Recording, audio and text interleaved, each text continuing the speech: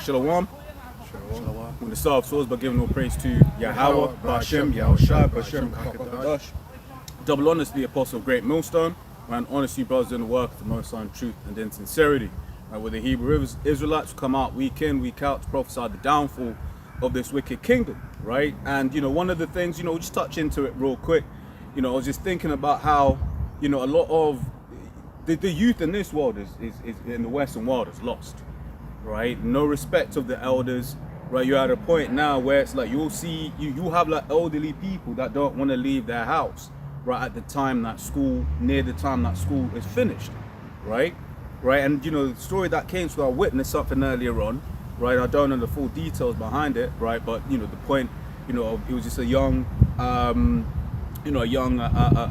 girl just shouting down the entire train, right? Whether she was, had a reason to, I don't know what was happening before, right? But the story that came to my mind, right, was this one here in Kings, right? So, whichever brother has it. Right, yeah, this is 2 Kings 2. I'll start from verse 22. It says, "So the waters were healed unto this day, according to the saying of Elisha, which he spake. And he went up from thence of Bethel unto Bethel. And as he was going up by the way, there came forth little children out of the city, and mocked him." Oh, see, I've never little children out of the city, and these children in these cities these days, man, they're just full of shit. Yes. On scan, you see them just post up. I mean, sometimes you look at them, it's like, whoa, like, were we that bad? Nah, man. But yeah, the answer is no, right? Because this world and the stuff that Esau pushes, if you could hold up, is it Proverbs 20 and 16, the one train up a child, Yeah. right? The way that Esau has set up these children by way of either the television programs, Yes. right? Like, the elder always goes into how when you watch a lot of these TV shows, you have the child being an asshole. Yeah. But somehow the parent apologizes to the child. Crazy, man. Right? It's a backward situation. I remember there was a time, a couple of years, but was, held in camp like that side of the park, right? And in 2-2s, what happened? Right? There was basically a child beating up their mom. Right? Just straight beating up their mom. Okay? Whereas that in our law, certain things were stamped away quite quickly and quite easily. And that's just one of the reasons why we want this place to go down. Because you don't want to raise your children here. No. Here it is, you'll be a man of the Lord doing your utmost best to raise your child. When they come home, okay, what did you learn? Right? You're doing your best to find out what it is that they're learning in these schools. Right? Training them up so that they're able to get better in them being a man, right? Or a woman, whatever it is. Okay? Right? But then they're around these bastard children, man. That are, here it is, your child will be a so-called good student, start hanging around with certain of these children, and then they come back home being a demon. Yeah. Right? And you're like, I didn't teach you this. Sorry, if you go on, Yeah. you also get the law on an unruly child. And it says, "Little children of the city and mocked him, and said unto him, Go up, thou bald head, go up, thou bald head. And he turned back and looked on them, and cursed them in the name of the Lord Yahweh. And there came forth 2 she-bears out of the wood, and tear 42 children of them." That's it, right? And then there's a point that one of the brothers made, which we'll go into that in a little while, right? About just showing how, the prophets back in the day, they were feared, right? Once again, pushes out this image of prophets just being, these smooth, come my child type of individuals. No, when the prophets came on the scene, because the prophets, when you read Jeremiah, in fact, if we can quickly segue to that, if we just hold it, right, quickly segue to Jeremiah 28 and 8, and then we'll come back to this, right?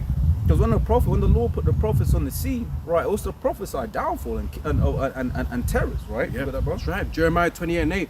"The prophets that have been before me and before thee of old prophesied, both against many countries and against great kingdoms, of war and of evil and of pestilence." That's it.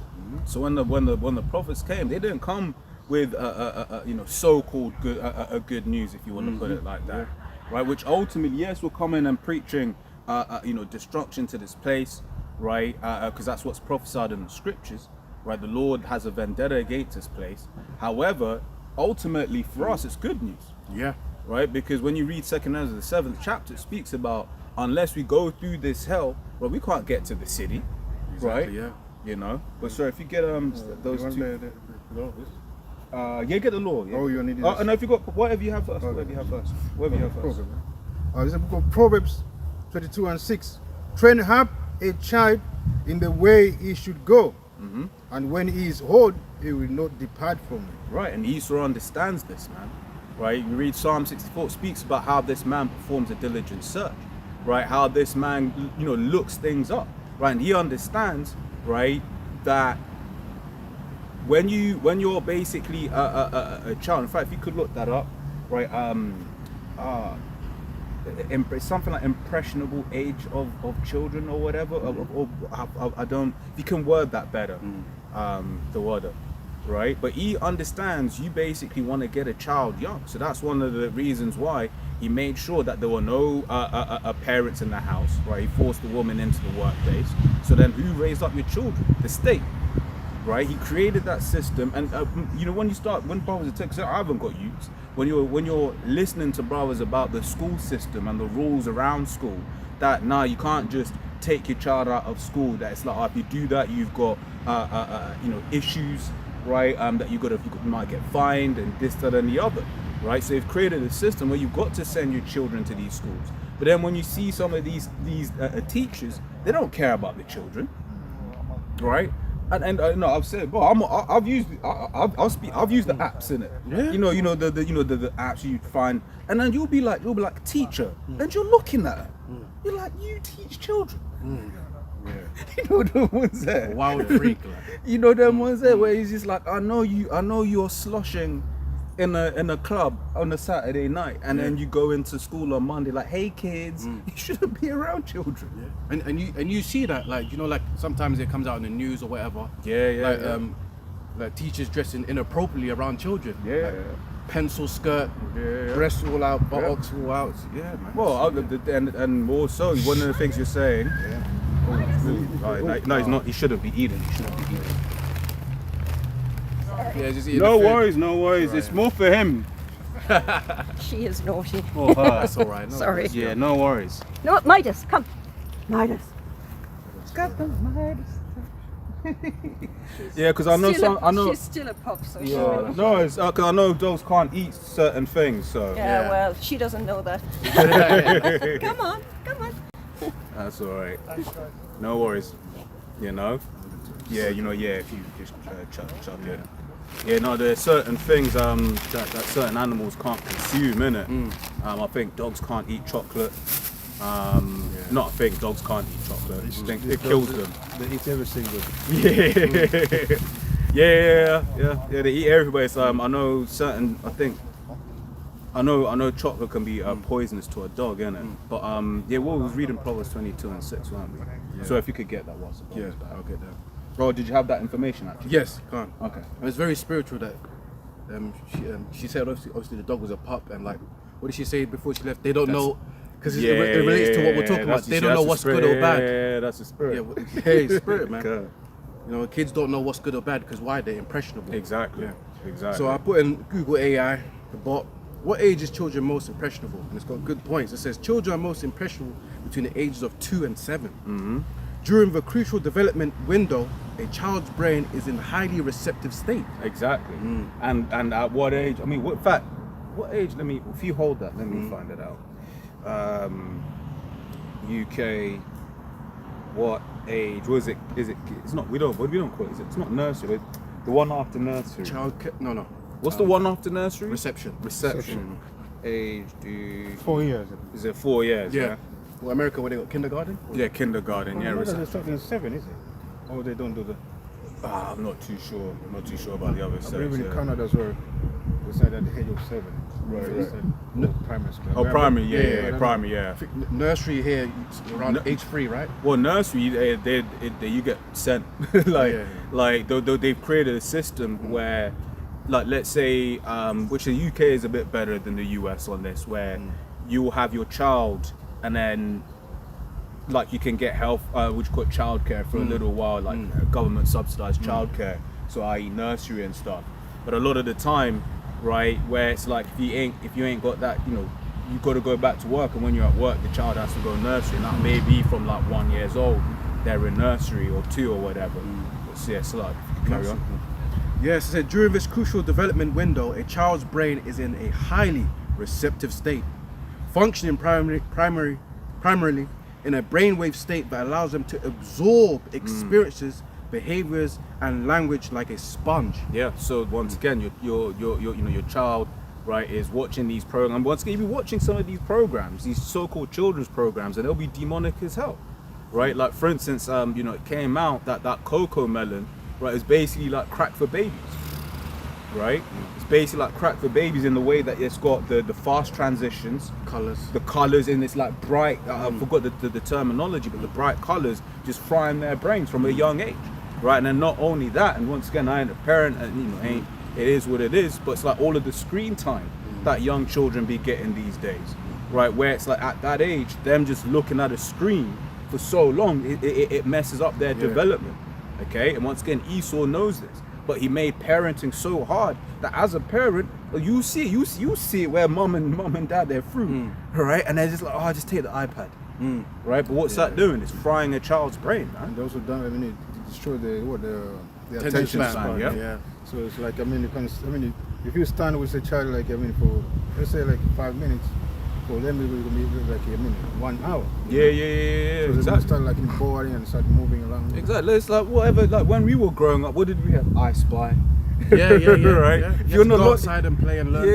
things. If you're on a long road trip, bro, you had to entertain yourself some way, somehow. Simon Says. Simon Says, yeah, all of those things, right? Even just once again the cuts in a lot of these shows, right? Whether it be music. I remember I was just at a place and they had like a music video on.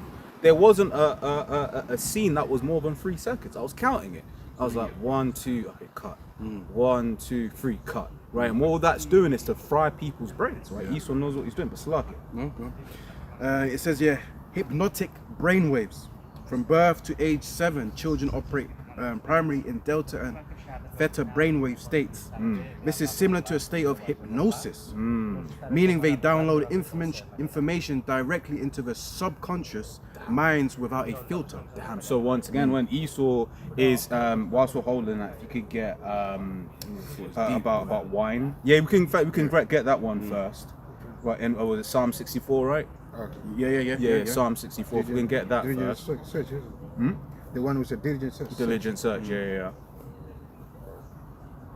Yeah, because that's deep. Like what we're reading in here, right, is deep. Because if it's coming out on the air, that means it's something that they've long known, right, and then that they've been manipulated. Because that's the thing with Esau, right? Once he learns how something works, the next question that he has is how can I weaponize it? Okay, that's why when you read Psalms 140, it speaks about the violent man, it speaks about the wicked man. Okay, because that's all in his heart. You carry on. Should I say from the top, we're gonna set the point. Whatever you feel like, bro. This is the book of Psalms 64 and 4.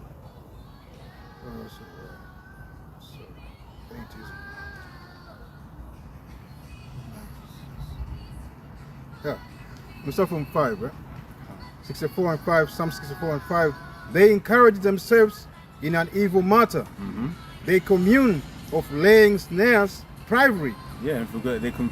So read that from the top again. This is the book of Psalm 64 and 5.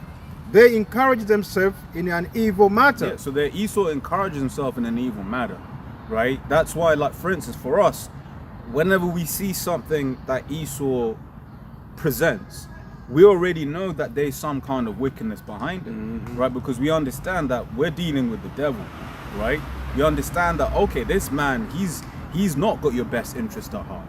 Right? That's why certain times you might, certain conversations may come out, right? It might be a whatever, right? But certain conversations come up. But one of the things that we understand is these people in the world, they ultimately won't get any breakdown, because one of the things is, what we scriptures talk about, he that is spiritual judges all things, right? And that the base of the carnal man can't receive the things of the spirit, right? But then also outside of that, right, is an understanding that with Esau, with these people, they don't believe Esau's the devil. Yeah. let's be real. Hey, we've all met a Benjamite, right? A Benjamite uncle that I mean like Bun Babylon. Yeah. But then you be like, think, oh, okay, cool. Yeah, you know, Esau's, you know, so-called white man's a devil and that. Oh, whoa. Right now they're trying to back you up. I was like, Yeah. wait, I thought you just said Yeah. what you were saying. Right? Point basically being that ultimately we're the only ones because of this truth, where we're looking at Esau as, this man has evil intentions towards us, right? Towards life. Okay? So Karen, bro. They commune of laying snares privately. They say, who shall see them? They search out iniquities. They accomplish a diligent search. Yeah. If I may, Borkshire, yeah.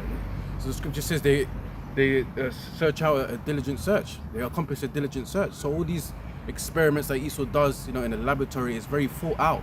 You know, Esau is like a master of psychology, man. Yeah. You know, and the socials, understanding how people socialize, how they think, how they interact. You know, he studies these things and puts them in like charts and surveys and statistics, man. Right? You know, he knows that feeding your children sugary stuff puts them in a state of madness, hyperactive behaviors. Yeah, he knows this. Yeah. And we know he's wicked because guess what? He will call it FDA approved, but it's not necessarily beneficial to your health. Oh, it's there's a funny one on that. Like, you know, Tic Tacs. Yeah, They're like, the mint. They're basically 100% sugar, but you can market it as sugar free because it's less than 5 grams of sugar, or something crazy like that, right? But that's just that's Esau. Yeah, like, Esau's loopholes is ridiculous, man. yeah, that's it. Was it on that? No. But the inward thoughts of every one of them and the heart is deep. That's it, man. Yeah. Yeah, so Esau accomplishes that diligent search, man. When you was talking, I was thinking about how easy it was for Esau to get women to smoke, as an example. But all he said was, don't let a man say you can't smoke. Yeah, like feminism wine, yeah. That feminine, in fact, you can hold that as well, right? You know, giveth his neighbor drink Habakkuk, right? So because Esau understand, that's why Esau's always trying to make people attach themselves with identity politics, because then people end up, and I forget the correct term, is it I can't think of the term right now, but basically people start cognitive dissonance, where it's like, because it's my tribe, despite the fact that I know that it is wrong, I'm going to still defend it because that particular happening is my tribe. That's why, for instance, you had Jake marching for Chris Carver. It's like, bro, nigga was in the wrong. Yeah. Bro, it's like, let's be real. Like, he was, doing back and forth. Bro, if someone's got a gun trained on you, right? Bro, chill. Yeah. Yeah. Hey, agree with that adversary. Yeah. Quickly. Quickly, bro. Yeah. Like, the ones where even like you might be in not even in the wrong like that, right? But someone's got a gun trained on you. He's like, hey, you put your hands where you can see them, right? But what was he doing? He was trying to move his whip back and forth. He got taken out the game, right? But yet, what did Esau? He weaponized that identity politics, right, to get people to go and a protest for him. So then now the heathens, they're like, but he was a demon. What? And then what's that doing as an image for the rest of Jake? It's like, why are these guys defending a demon? Yeah, you're supporting bad behavior. But yeah, if you can finish on that information. Yeah, let me get the main points. There's a lot.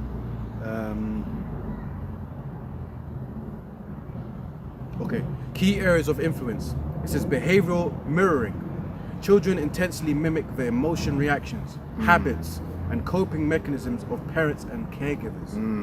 Language acquisition. The mind effortlessly maps vocabulary, accents, and emotional tones during this period. Yeah, I mean, and that's why it's like you can, when you're, now that we're getting older, growing up as men, right? You're dealing with these women, you start to understand. Okay, cool, yeah, she didn't have her dad around. Yeah. You can Right. see the patterns. You see the patterns, right? You can see her mistrust of men. Really, is her mom's mistrust of men, right? Go on, bro. Yeah. And the last one, it said core belief system. Fundamental ideas about self-worth, safety, trust, and how the world works are permanently wired into the subconscious by age 7. Yeah. So yeah, and Spiritual number. Yeah. And what did it say there? Permanently wired. Right. So that's why it's important in those early days to really, influence your child at the best that you can. But Esau makes that nigh on impossible.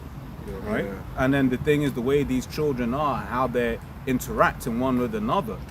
That's why you just get a whole bunch of demonic ass children, man. You go, bro. It's the book of Ecclesiasticus. Third term is start from 3. He that teaches his son grievous is the namer. I mean, so Bro's got football on his mind. they say neighbor. Oh, do you say neighbor? I heard Neymar. It's neighbor. I was about to say neighbor. Okay. Ecclesiasticus 3, start verse 3. He that teaches his son grievous the enemy, and before his friends he shall rejoice of him. That's it. Go into, bro. Yeah, that's how you were saying. Like, I mean, the way you teach your child, the way you grow up, you know. So the presence of the father is very important in the house to guide the child.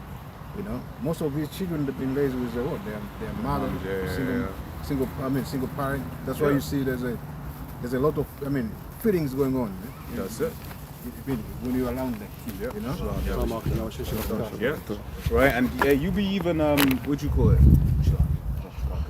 And these brothers are children, right? They can attest to it, where it's like just being around a woman and hearing her handling certain things. Certain times you need to have the man to be like, yo, hey, what you doing? Don't do that. Right? Yeah, no. Quick one after you. Oh shit. You finished the pizza, yeah? Sorry, I was just jacking up my eyes. Though his father died, yet he is as though he were not dead. For he has left one behind him that is like himself. That's it. That's called a conveyor belt. That's it. Yeah. And that's one of your friends back in the days used to see a lot of XYZ and son, right? ABC and son, right? Or whatever and co, right? And company. Why? Because it was all about, okay, I'm with my father. My father will train me up in certain things, right? And then that's one of the things that you would end up getting expertise. So let's say your dad's an expert in something, and you've been doing it with him since you were a young child. And the thing is, you're your own person, you're your own spirit. So you're going to come in, bring your little bit of flavor, right, with it. And then all of a sudden, right now you got something amazing, because it's like generations upon generations. See. Now you got generation of gangsters. Exactly. But now man are too free spirited now, because now they want to continue the father's business now. They want to go do some madness. That's it. But then how does your family name, how does your legacy grow? Exactly. If you want to just abandon it? Because what ends up happening, like, you have to sell on to some other guy that's going to continue the business. But then what happens to your thing? Yeah. Your family never gets to that prosperity level that you niggas talk about and shit, if you don't actually continue what's been set before you. Yeah.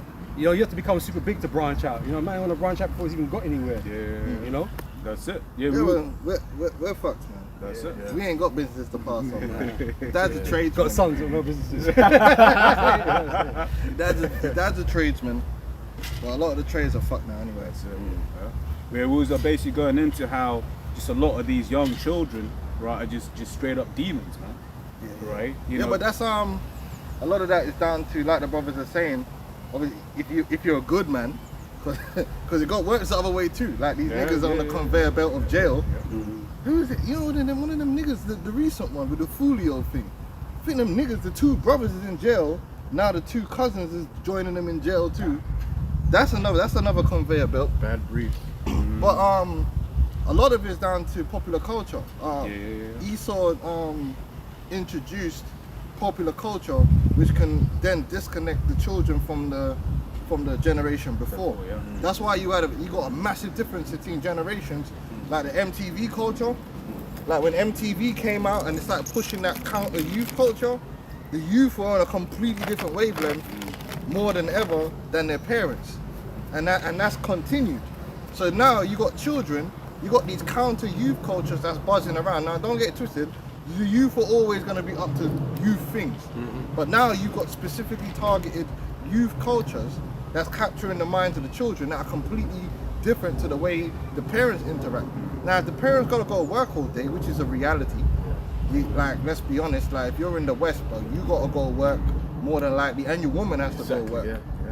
That's just how the game is played. So now you got less time with your children, right? You're more isolated from your wider family, because they're gonna probably spend less time with cousins, more time with friends, things of that nature, and they're watching MTV, and they're watching all these live streams, and these live streams are programming them with a nature and a custom that you don't operate in.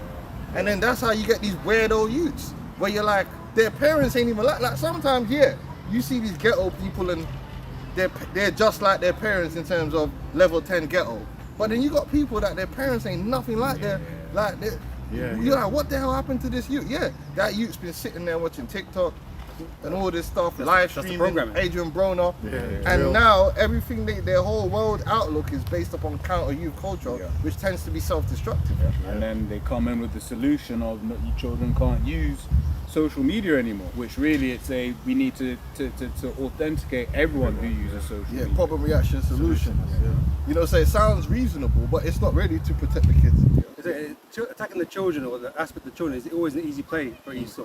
You know, if you want to sensationalize something, oh yeah, dead babies and anything to do with children, adults tend to like, well, he's got a point. And so it's easy for Which them it to makes push sense. things. Yeah, of course it does. Because you're supposed, in an protect ideal children. world, and this is what we mean about Esau, Edom being the devil that the Bible speaks of. You can have something that is good, right, or can be used for good, but you put it in the hands of the devil, it's always going to be twisted around the other way. Almost everything like the TV is not really a bad thing. The TV could be a beautiful thing in order to give people opportunities to see things and to experience things that they wouldn't normally be able to experience or see, like a fucking panda or some shit. You know what I'm saying? You know what I mean? Like, bro, when I was growing up, I used to love watching documentaries, but and it broadened my mind in terms of what I could understand. Like, you ain't gonna no panda in Montserrat, bro. Man might get a panda pop, yeah. You ain't gonna, but you can sit there and see a panda and how it operates. Like, and obviously it's not as good as being there and studying it itself, but like I said, TV has its good point. The Urim and the Thummim has good.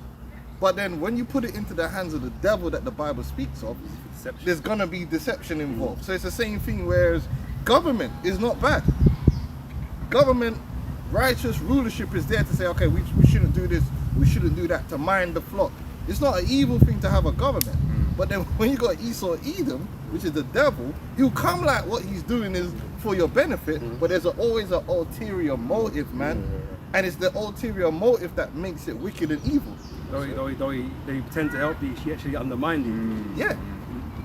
Yeah, so something can sound, it can sound like, oh, that's a good idea, but then when the devil, and I call it the operating system, that's my new terminology. Esau just uses everything as an operating system. OS. And it doesn't matter what the operating system is. If you're the one, this brother will know. You can use Linux. Yeah, Linux. You can use Linux. Make sure man's getting it right. There's some tech nerd on the phone. You can use Linux. You can use Open Office, open source, or you can use Microsoft. Yeah. But guess what? Each one of those are operating systems, but you could type the same shit. If your goal is to type up some satanic shit, you can type it up. The OS don't matter. So it's same thing with Esau. With Esau Edom, you could call himself a Christian. Bro, you could, Esau sees everything as an operating system. So it's like Christianity, boom, operating system. He's still gonna do evil. Islam, evil. Capitalism, evil. Communism, evil. Democrat, Republic. He can come up with a whole bunch of operating systems. That's all they are to him. But at the end of the day, if the man that's got his handle on it is evil, it's just gonna produce evil. It's a book of Ecclesiasticus, 29 and 25. It says, for the good are good things created from the beginning, so evil things for sinners. The principal things for the use of man's life are water, fire, iron, and salt. See, iron, you can make weapons. You know, you can create farming tools, but you can use them to kill. You know, it depends on the person who's building the thing. Yeah, and they show you that in the movies. Even Esau pre-programmed you to understand that any technology that they get, they're gonna find a way to do wickedness with it. And it doesn't necessarily mean the technology is evil. Like, but Esau will find a way. If there's one thing he'll know, he will find a way To weaponize it or to use it against you, to get some kind of advantage over you, to use it as a form of oppression, to oppress you. It's like the atomic bomb, right? But on the face of it, we're trying to discover new energy and all this kind of stuff. You can use energy, right? What's the first thing they make? A bomb. You know what I mean? The energy stuff came later. It's like, okay. What it's like, because I was going to say about the plane, what was it, 1906, with the Wright brothers, and immediately 12 years later they Fighter put jets. guns on them to kill a whole load of people. Most things that Esau gets his hands on, it doesn't take long before it gets corrupt, perverted, and it starts working against you. You know what I'm saying? Like the school system, schooling. The idea of having a place where children can go and learn certain skills, there's nothing inherently evil about that. But then, like I said, it's all an operating system. How can we then use this system to destroy everything? And the system is like, you look at the education system, it hasn't been updated. The education system we have now was a system designed to give each person a general amount of education to go into the factories. To then branch out into different of these factory jobs, right? And then they had to invent higher education for these higher tech jobs, tech opportunities that they had to have. They haven't updated the system because we're living in a world where they're saying, oh, that's obsolete, and they still ain't updated it. So a lot of men are going through the general education to come out the end of it to not even have a job anywhere. A lot of men are going uni paying $9 grand a year, and that's excluding the other fees, to then not have a job at the end. But they're still teaching class like English lit and poetry and things like this. It's like, why? Like, is that really important right now? If you want to learn poetry, you can probably do that yourself. You know, or you got a university degree and learn poetry. But in terms of like a general usage of knowledge, that's not relevant anymore. But that's because RE, universities is just to make money. To make money. So they don't care. Like, you come in there and they're just gonna make money out of you, and a lot of money. It's a big money. And again, Esau's system is more about extracting wealth from people and oppression, and there's no room for righteousness, man, for what's right. You know what I'm saying? And this is where we're having the big problem. Someone get me we seek a new heavens and a new earth. The rulership, your rulership here isn't supposed to be a bunch of predators. Esau's rulership is predatory, and that's what people don't understand. Truly, what the saying is, like a wolf in sheep's clothing. That's what Esau is, because at the end of the day, when you break down the system of Esau's society, and I don't care whether you want to go to the east and call it communism, or you want to come to the west and call it capitalism. We're not going to fight against those two false paradigms, because those two things are two operating systems created by Esau. It equals the same thing. It always equals the same thing, because at the end of the day, what you're going to have is a group of highly predatory elite Edomites at the top looking to devour the flesh of everyone below them. And they will only take care of them as much as to facilitate said oppression. You understand what I'm saying? They will only take care of you as far as it is to facilitate said oppression. And it's true. Listen, the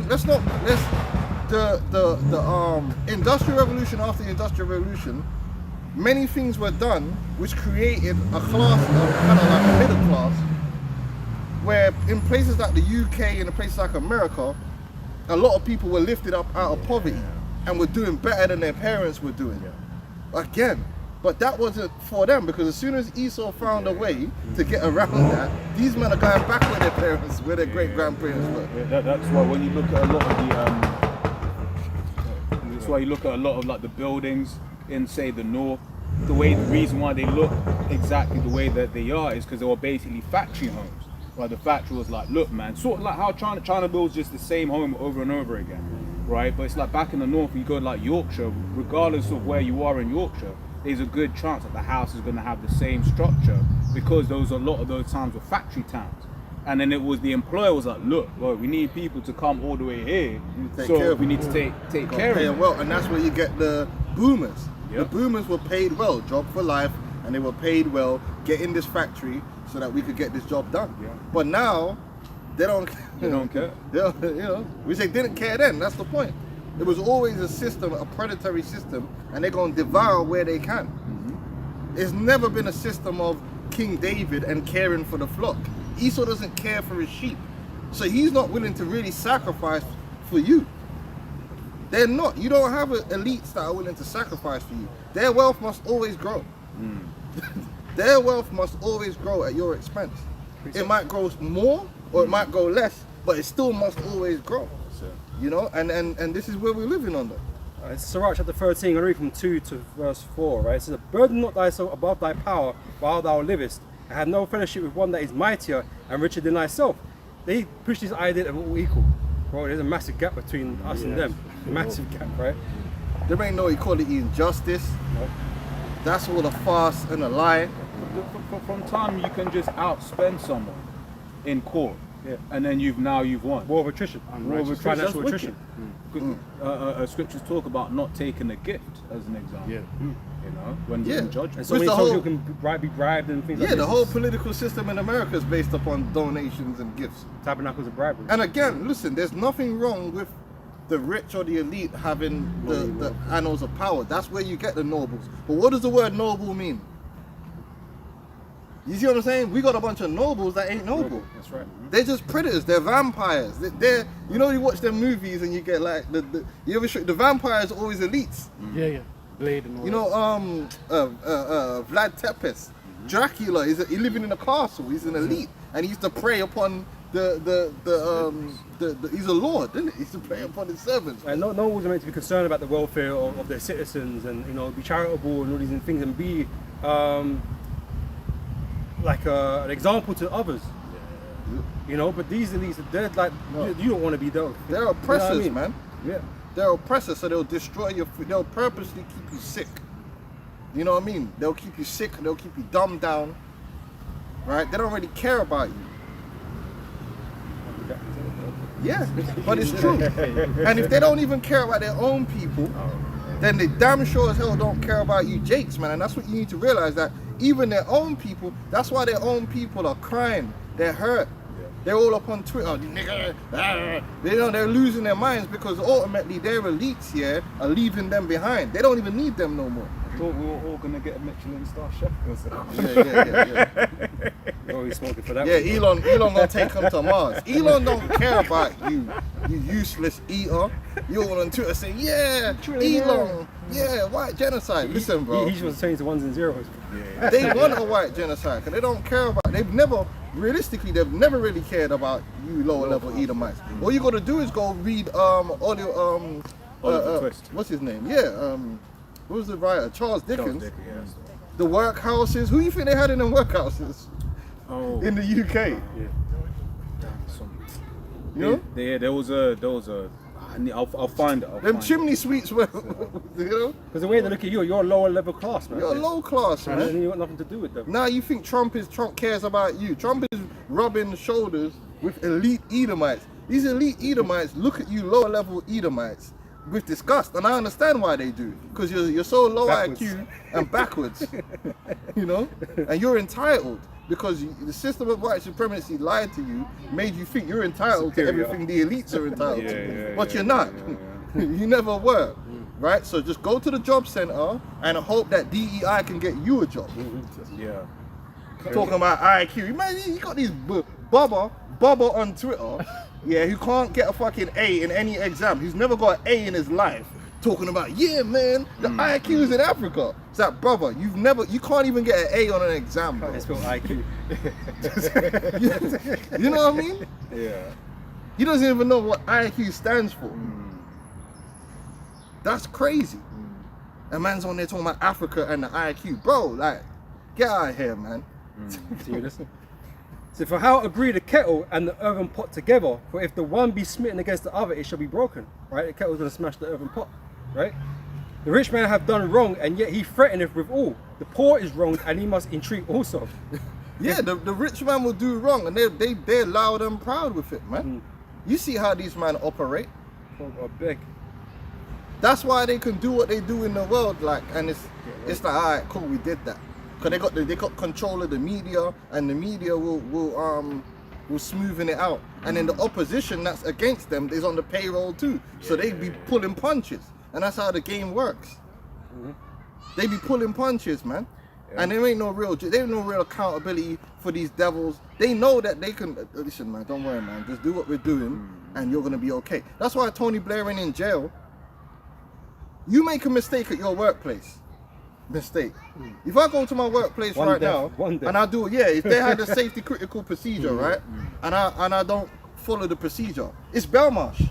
Them man ain't having no, it's, in fact they're looking, bro, this is what we do know. Especially if you work in one of them companies, bro, you better get representation because they need someone to blame. They need someone to blame. Like the situation that just happened with that Bedford driver, the whole thing looked spooky to me. I was looking at the whole situation and I don't understand how he managed to get onto a section. And it could be a possibility that some system failed. But guess what? They will rather come out with the fact that, oh, the driver did something and it's his fault than the system failed. Because that has ramifications. So the driver will get it. And it costs more. And it costs more. So the driver's already dead. So it's like, they will 100% be willing to put it all on the driver error. When it looks spooky to me because the systems shouldn't allow for driver error in that situation. But we know what it's all about. That the poor man working for the company, you make a mistake, you're gonna have to pay. Belmarsh, you'll be in there with the murderers. But these high-level Edomites can blow up schools and just, we're just doing an investigation, you know. And then Pete Hegseth, because Esau is the devil. They used to have a system where before you could hit a target, you had to go through a whole bunch of checks before you can hit the target. I think it was after Iraq war or something war that they brought that system in. Pete Hegseth specifically said that's woke. And so he got rid of that. So it's just gone home. And then so now they blew up the school by accident. We don't know if it was accident or not yet. Brothers is out here saying it's a sacrifice. I would tend to agree, but let's just run with the fact that it was an accident and incompetence. Where is the accountability for killing 200 school children? There won't be no accountability. People forget about it already. So it's purposely taken out of the cycle. But a poor man did that. You be under the bro. One death, just one. You're cooked. Not 1,000 or 10,000. Like one, you be in. Done. Finished. You know? Because on what you were saying about the costs, you see that in aviation a lot. So I'm an aviation man. I love all things planes, right? But it's like what happened with the 737 Max, it took 2 crashes of the same plane before it was like, actually we might have an issue, right? Because if you find out early on, okay, there's something not quite right with this part of this component, that means the entire fleet is grounded, right? And if you're an airline, you're gonna want your P's. So for them, it's a lot easier to just be like, like we're into the India, so Elam pilot, you know what I'm saying? It's a lot easier to DEI. It's easier to say DEI. Right. Bro, we're gonna smash these Edomites up. These Edomites can say what they want, do what they want to get. If you got enough money, you could do that. You know? Verse 4 says, if thou be for his profit, he will use thee. But if thou have nothing, he will forsake thee. There you go. If Esau is giving you anything, there's an ulterior motive. There's always an ulterior motive behind this guy. And that's why they're trying to bring in this MOTB system, and people gonna find out how ruthless it's gonna get. They keep making these dystopian movies for you, and it's like man's not getting it. That there's gonna come a point where the system will decide whether you are useful, whether you are useful, whether you deserve rations for the day. Man, now they'll say, oh no, humanitarian. You don't know this man. Man, I'll be giving you aptitude tests and everything. He's like, score low. Chuck that one away. You know, basically, like, get rid of this dude. You think this man, you see, because they think that this man is a charitable man, that this man cares about the weak. Does it for free. No, he doesn't care, and you're gonna find that out because they are eugenicists, which means they don't like. And what's the proper word? They don't like undesirables. They don't like undesirables. Yeah, I'll use that word. And they've deemed machines above you. You know, the AIs, the machines, the robots, they deem them above you in that scale, the hierarchy. So guess what? If you in the new world order, if you got certain genetic issues, you're gone. You're gone. There's not necessary to have you around. Dead All weight. the autistic kids, you think they're gonna chip them up and have them walking around? Them men are getting removed from the population. Turn to Sparta. Yeah. Shut the child off. Dead serious, because these people are eugenicists at heart, including Elon Musk. They don't believe in helping the weak. They believe it's their right to prey upon the weak as a predator. They don't believe in love thy neighbor. Love thy neighbor for what? They don't have those They're not principles. useful. Quick precept. Sure. Their thing is do as thou wilt. No. This is Proverbs 29, verse 7. I'm reading the NLT, Babu Kishar. It says, the godly care about the rights of the poor. The wicked don't care at all. The wicked don't care. They don't care about the poor. The man will have a token gestures. They'll have token gestures that they put out there to give the appearance that they care about the poor. We do charity. Oh, we got a welfare system. The welfare system is just a way of they've used to create government debt, because they're going to use the government debt as a crisis to create the next stage. There shouldn't need to be no welfare if the system was already providing for people in terms of work. You shouldn't have someone working for Walmart and having to get fucking food stamps. Walmart should be paying them enough so that they don't need to be on food stamps. Right. But Walmart won't pay them enough to be on food stamps because they want the taxpayers, the debt to build up on it. It's a scam. That's it. Because when you look at, and that's one of the arguments that people say against the so-called welfare state, is that it was originally designed to be someone's temporary solution. But as the elders going into, the world is so messed up now that it's become a permanent solution for the large majority of people. It's subsidizing the profits of corporations. Exactly. Yeah? That's exactly what it's doing, which is an oppressive system. Yeah, because it's like what you get certain of these corporations making billions in profits, but then their lowest employee basically is struggling to survive. Yeah, they got to be on food stamps and EBT, yeah, and universal credit. There's bare people working on universal credit.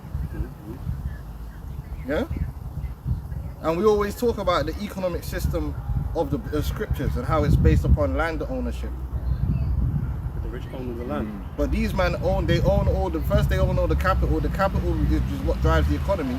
So they own the means of production. And they own the land. So they own the land, they own the means of production. You're just a human resource hoping to get a good salary. That's it. What's the goal of any immigrant? That their child goes to school and grows up and either kick ball, which is what? Another human resource. It's just a higher level human resource because you could really get it popping. When you Jadon Sancho, then you become the client and you're flying out the baddies, bro, and telling everyone it's your girlfriend. The clients, these flipping dudes. You know what I'm saying? But we're all products of that. Yeah. Pretty much. We're all products of our parents didn't really have much to give us in that way, but brothers had to get education and home. Please, master, can I get a Good job. And that's what Jacob been in America has been like that. There's a Motown song about I need to get a job. Then the man came back with another song called I Got a Job. Yeah, because we're human resource. We're human resource. And the third job. Now you gotta have three. Yeah, there's bare man having 3 jobs in America and that, man. What's going on? That's how. Meanwhile, you got the rich, the super elites here. They're just caking up, man. There was that gentleman, that farmer in the States, that basically did a comparison of how many ounces it costs to buy a cow and how basically it's been consistent throughout time. Right, so if that's been consistent, one, it shows you that the monetary system in the scriptures is the right one, right? I.e., gold and silver, etc. Crazy fluctuations. Mm. But then on the other hand, it shows you that this man is adding oppression for the sake of adding oppression. It's all about oppression. Well, we know it happens every year. Man, I talk about debt ceiling. Yeah. And they'll argue about it for time. Government shut down. No one's getting paid and stuff. But it's going to go up. They'll There's no way decide it's not gonna. when they go to the MOTV. That's when all the debt's going to be cleared. And that's what people are going to be, oh, this is great. Not knowing that, yeah, because you don't need debt no more to control people. You literally have control over everything. So that is more important than even riches. If you control the dispensary of resources, money doesn't even mean anything at that point. And that's what the average person don't get. You know, they already print all the money, but they want to get to a point where the money don't matter for the elites. No. It doesn't matter. If I could go tell the machine, just give me what I want, yeah. It doesn't matter how much money I have.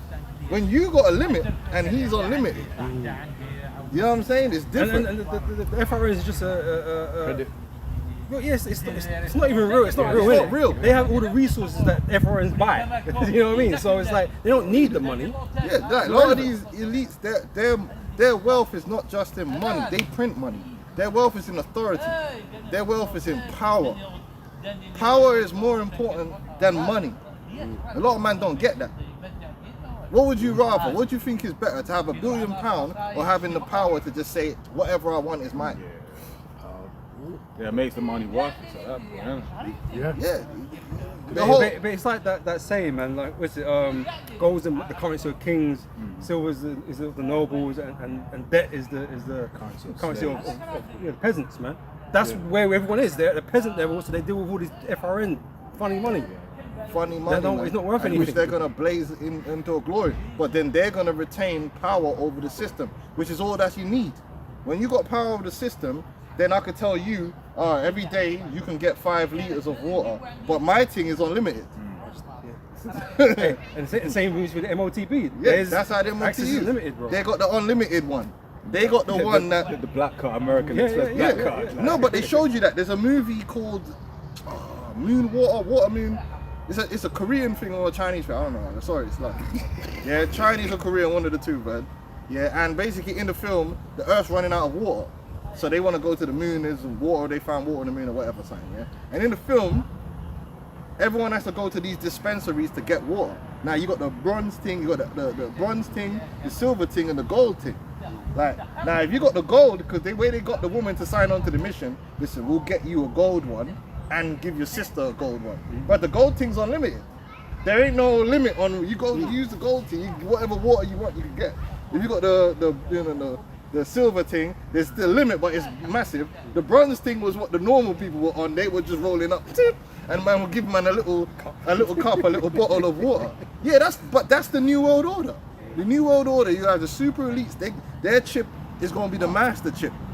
Same with the movie In Time. Yeah, you know, time being. They got the master thing. Yeah. Oh, in the movie Gamer, they showed you his chip could control people, but other people's chip can make them be controlled.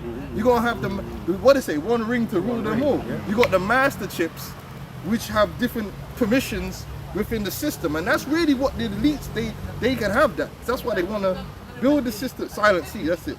They want the system of control that system. You're under that system. You don't have no control. They're above it. You're just getting whatever the system gives you. But it's like the same way how the China social credit system works. Because those that ain't got the good ratings don't get access to a lot of things. But obviously, if you're like high up, then obviously you get access to whatever you want to get access Yeah, to. there ain't no ratings for them elites. Like, they just do their thing. Now they're philanthropists. They're already up gold standard. Gold standard already. It's Esau's the asshole, man. Yeah. So you still got them precepts. Yeah. Yeah. You said the new heaven you wanted, yeah? Yeah, the new heavens and the new earth, because our system of rulership is rulership. It's not oppression. Even though we're gonna have people in slavery, it's still not oppression. But it isn't. Because It's all the oppression, hardcore is the punishment, bro. The hardcore is the punishment which you deserve. Right? Yeah. After that hardcore is done, it's like anything else. You're just a subservient nation. That's You what it can is. flourish. You know what I mean? You can live good in the new It's world. like we're A side. We're always gonna be A side. You know what I mean? That's what it is. Where Esau's system is like wants to crush you, our system isn't about crushing people, man. Yeah, flourish. We ain't got a problem with that. Just give my man 10%, bro. And then you just do your thing. Yeah. And we'll help you. Yeah. You want the knowledge? Man will kick you the knowledge to do what you got to do. We ain't gonna be like sadistic and hateful or perpetual anger. They might do it better.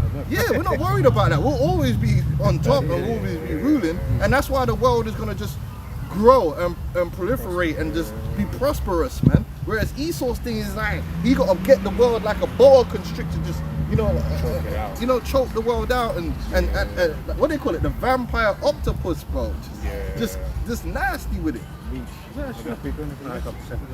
It's the brother that was here last week. Yeah, go on.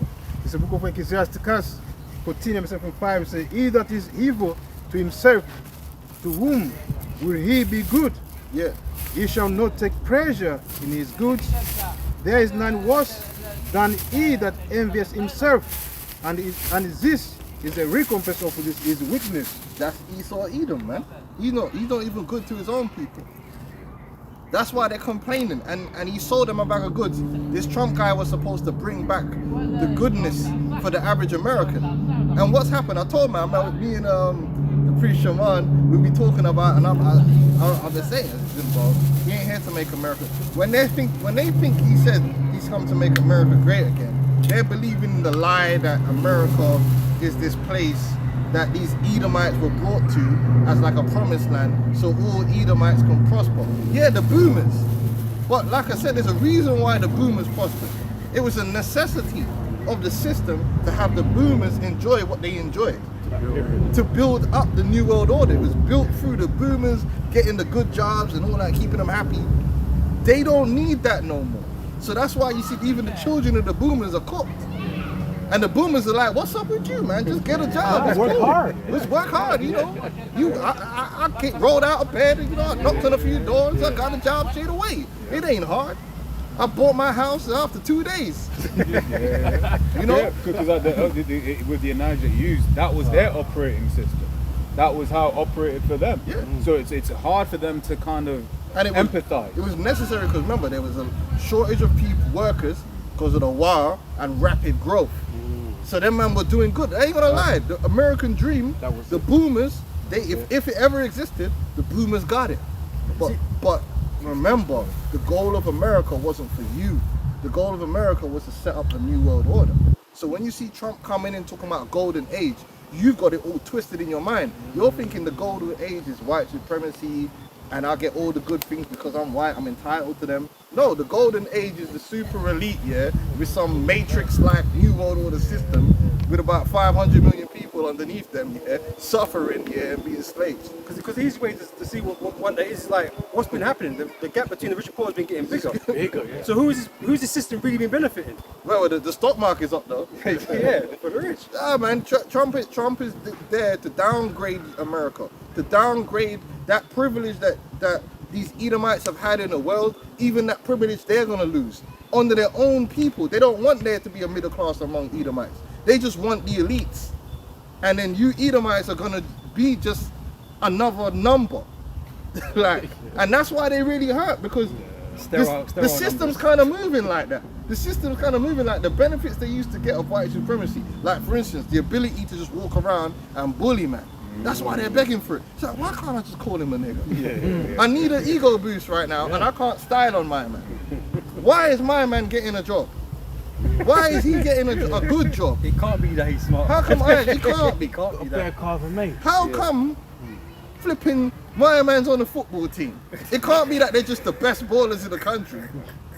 And then they start coping. Oh, replacement. And all this stuff. Bro, you're coping because all the benefits and privileges that you thought you were entitled to, the elite still have them.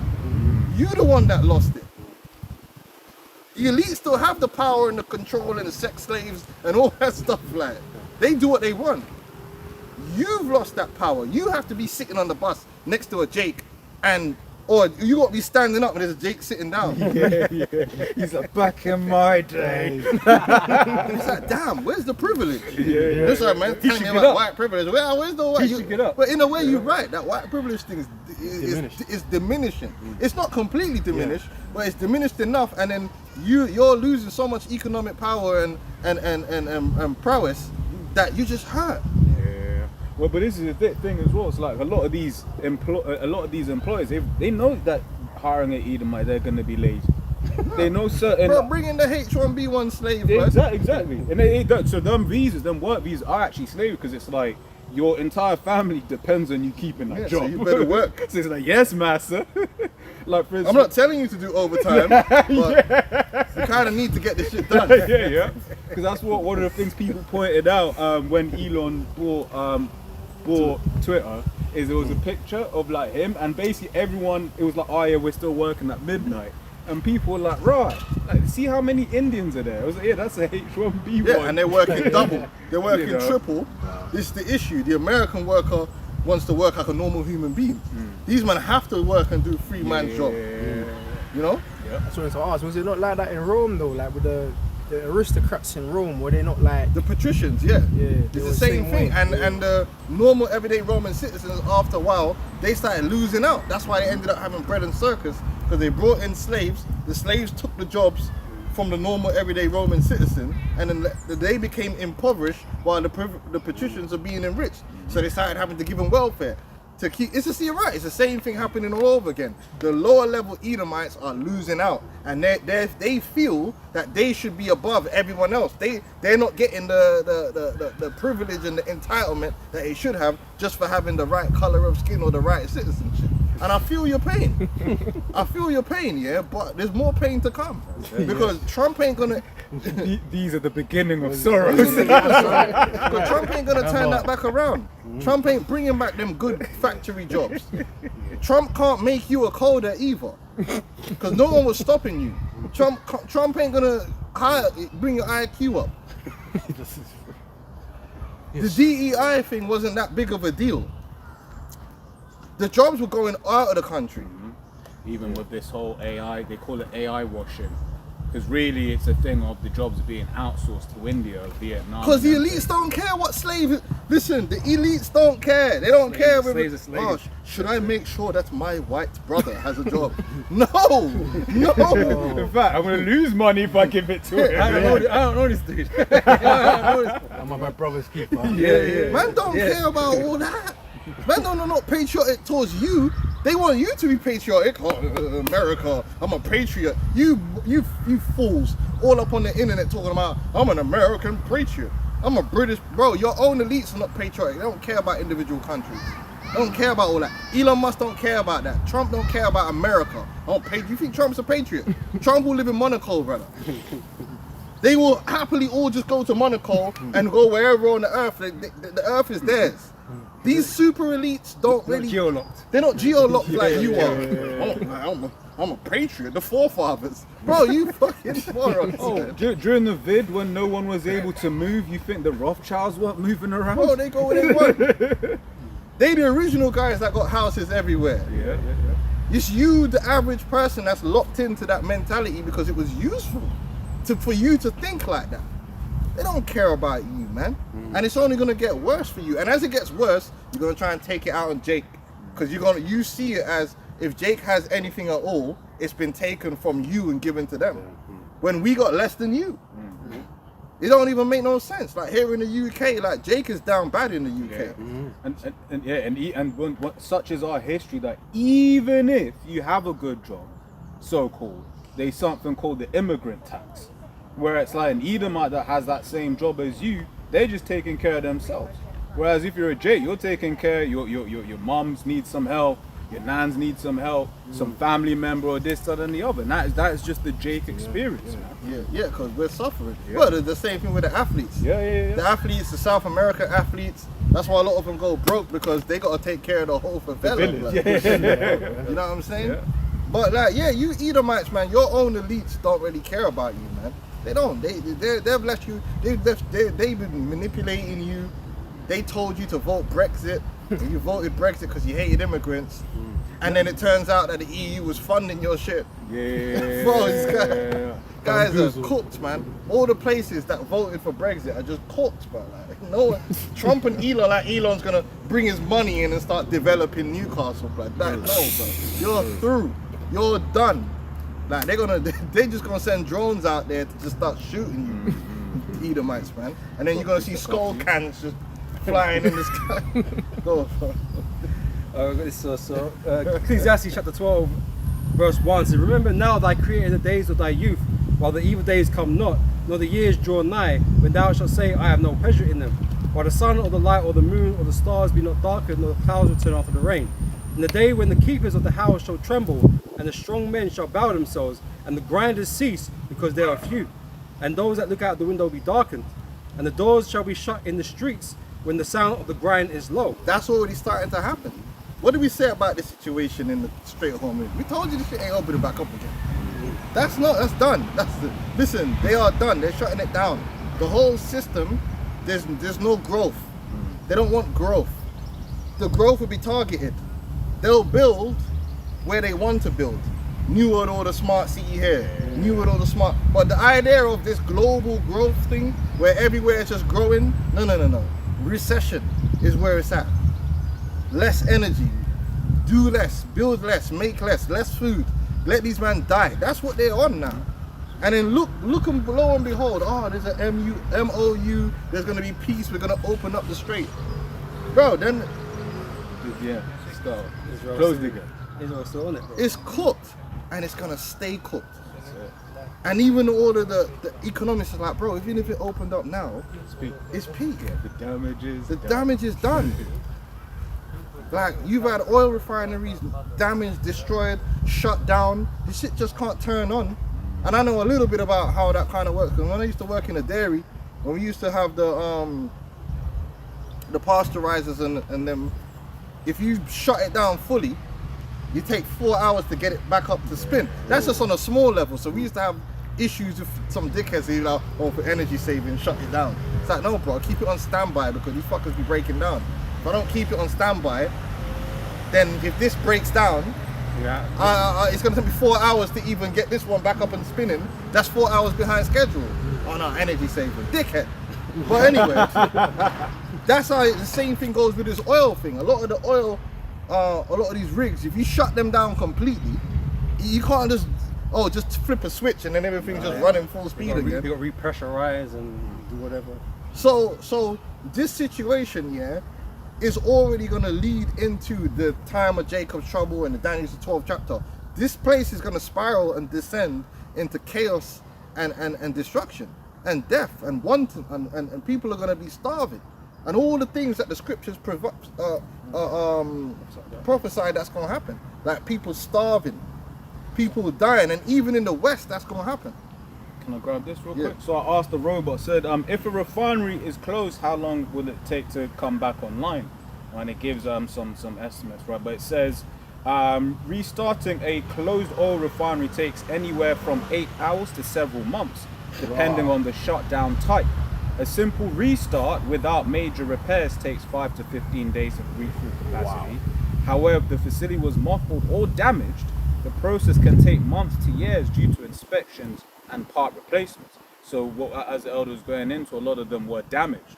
So it's going to take months to years due to inspections. Yeah. It's the same way. And if they ain't damaged, they're going to make sure they're damaged. Exactly. Because, like I said, the game, get Revelations 12 and 12. We've been bringing the scripture out for years. These elites are not in the business of fixing the world and making everyone do the happy dance. They want crisis. They want people starving and dying. They don't even want you alive. And that includes you idiots on Twitter talking about Elon Musk is your savior. They don't want you alive, brother. They want you to die. Take out the space and leave right there. Like in what was that thing, man?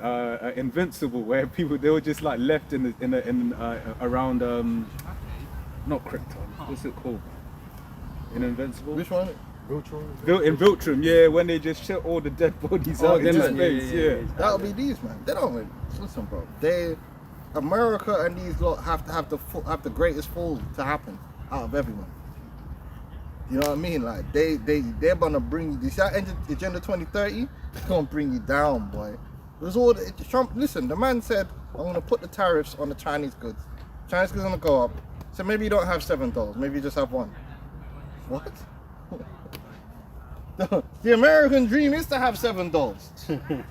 The American dream is for me to be able to stick my child in a room full of millions of toys, bro.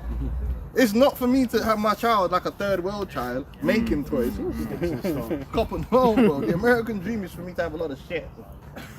You're telling me I should? I'm not gonna have that. Like, and these guys didn't wake up to it. Like, yeah, that's the game.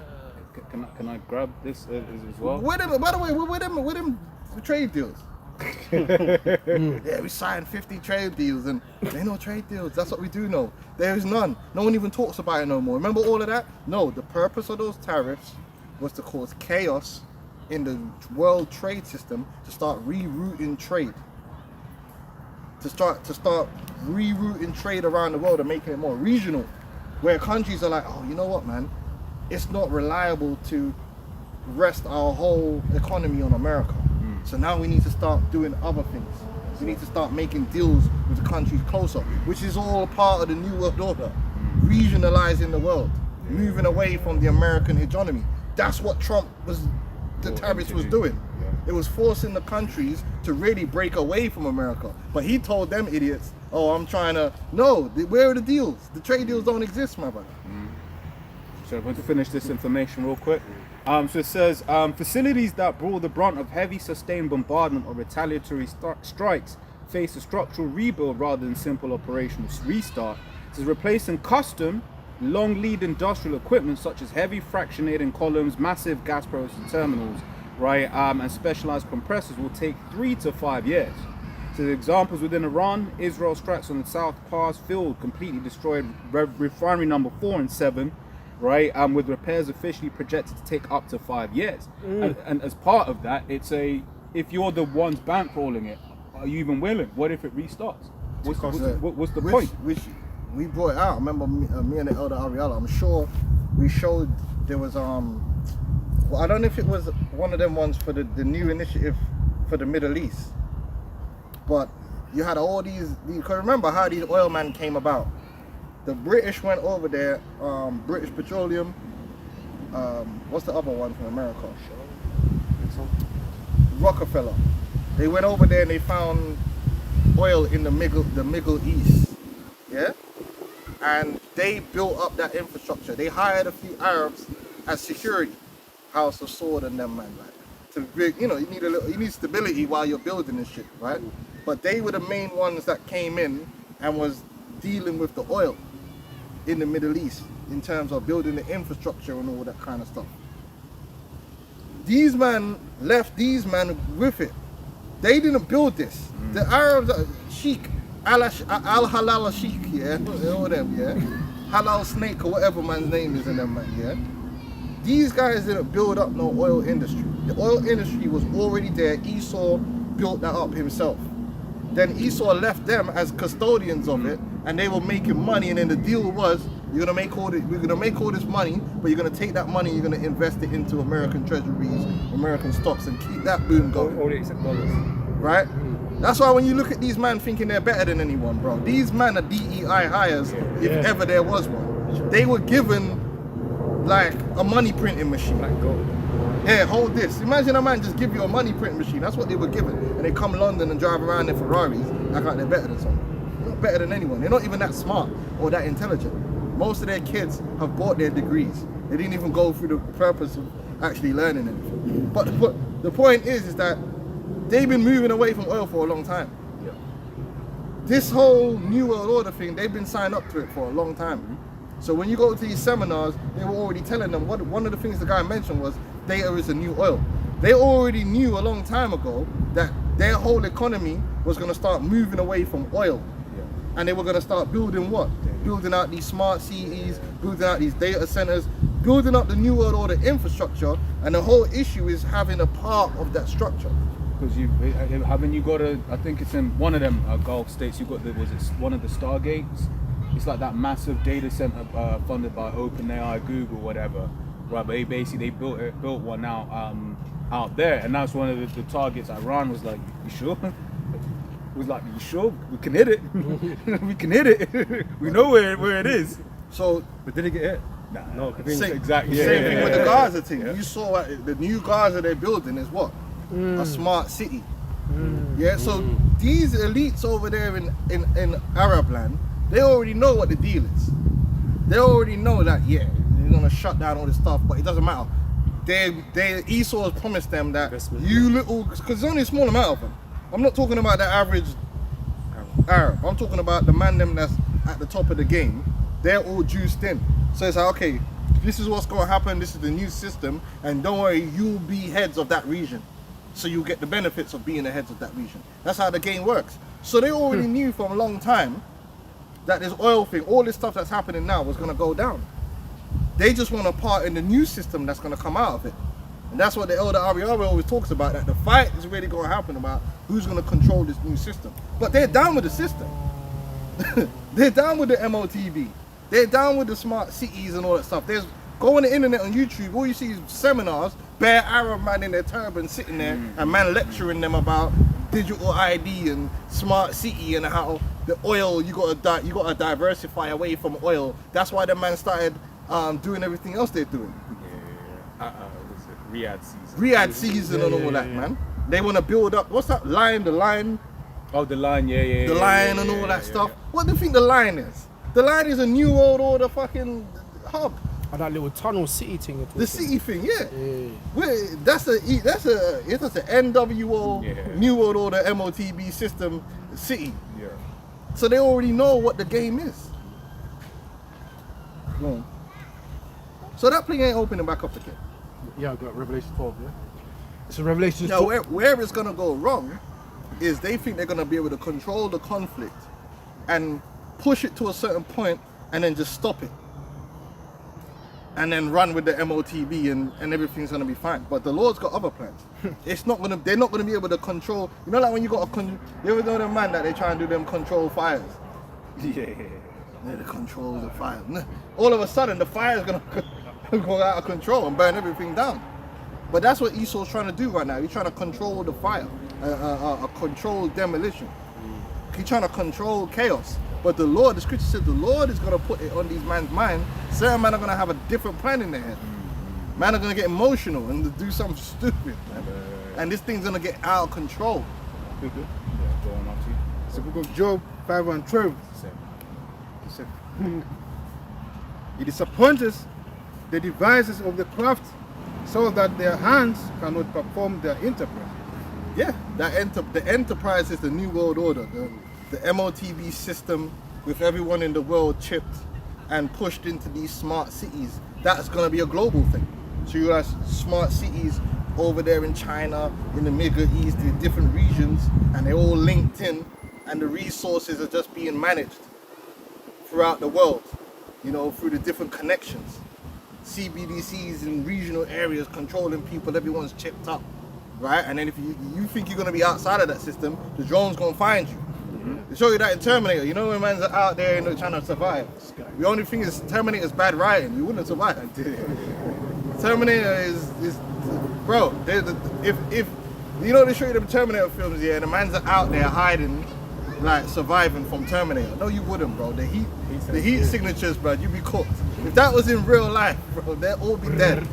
And that's what they'll do. Another film they brought out the other day, the recent one with where the guy comes back in time to stop the guy from inventing the AI that's gonna enslave everyone or some shit. And even in that film, in the future, his mother's hiding it away from the smart tech here. She's hiding out in the woods. And what finds them? Fucking drone, bro. It just kills her. You know what I'm saying, man? The drone just comes, hey, what's that? A human? Alright. Man, unidentified. Boom! Rifle shot. That's what they'll do. So you in the Congo, in Africa, they're just gonna wipe niggas out in Africa. They're gonna send drones out, just killing Africans. That's what they would do. I'm not saying that's gonna happen, because before it gets to all of that, it's gonna be madness and chariots and all that stuff. But I'm saying that's what the plan would be. You got the smart cities, all the chipped people, and then all these men that are still managing to try and survive outside of that. They just send out the drones, start hunting them. Because I was gonna say, when you look at a lot of the spyware that they have now, like really they ain't no hiding like now. They know when you go to this place, they know when you go to that place, right? And one of the ones I was talking about I found very interesting is because we've all got these smartphones, right? They've got the gyrometer in the phone, so it's basically learnt your walk. And your walk is a biometric marker. It's not a perfect biometric marker. You might be limping that day, right? But then that means that if you did have a heat-seeking drone, it could be like 80% him. Yeah. 80% likely. That Pete Hegseth thing. Exactly. Boom. Yeah, and the thing is, if it's not, whoops, Yeah. there was no chip on them. Yeah, exactly. Yeah. Should have the chip. Exactly.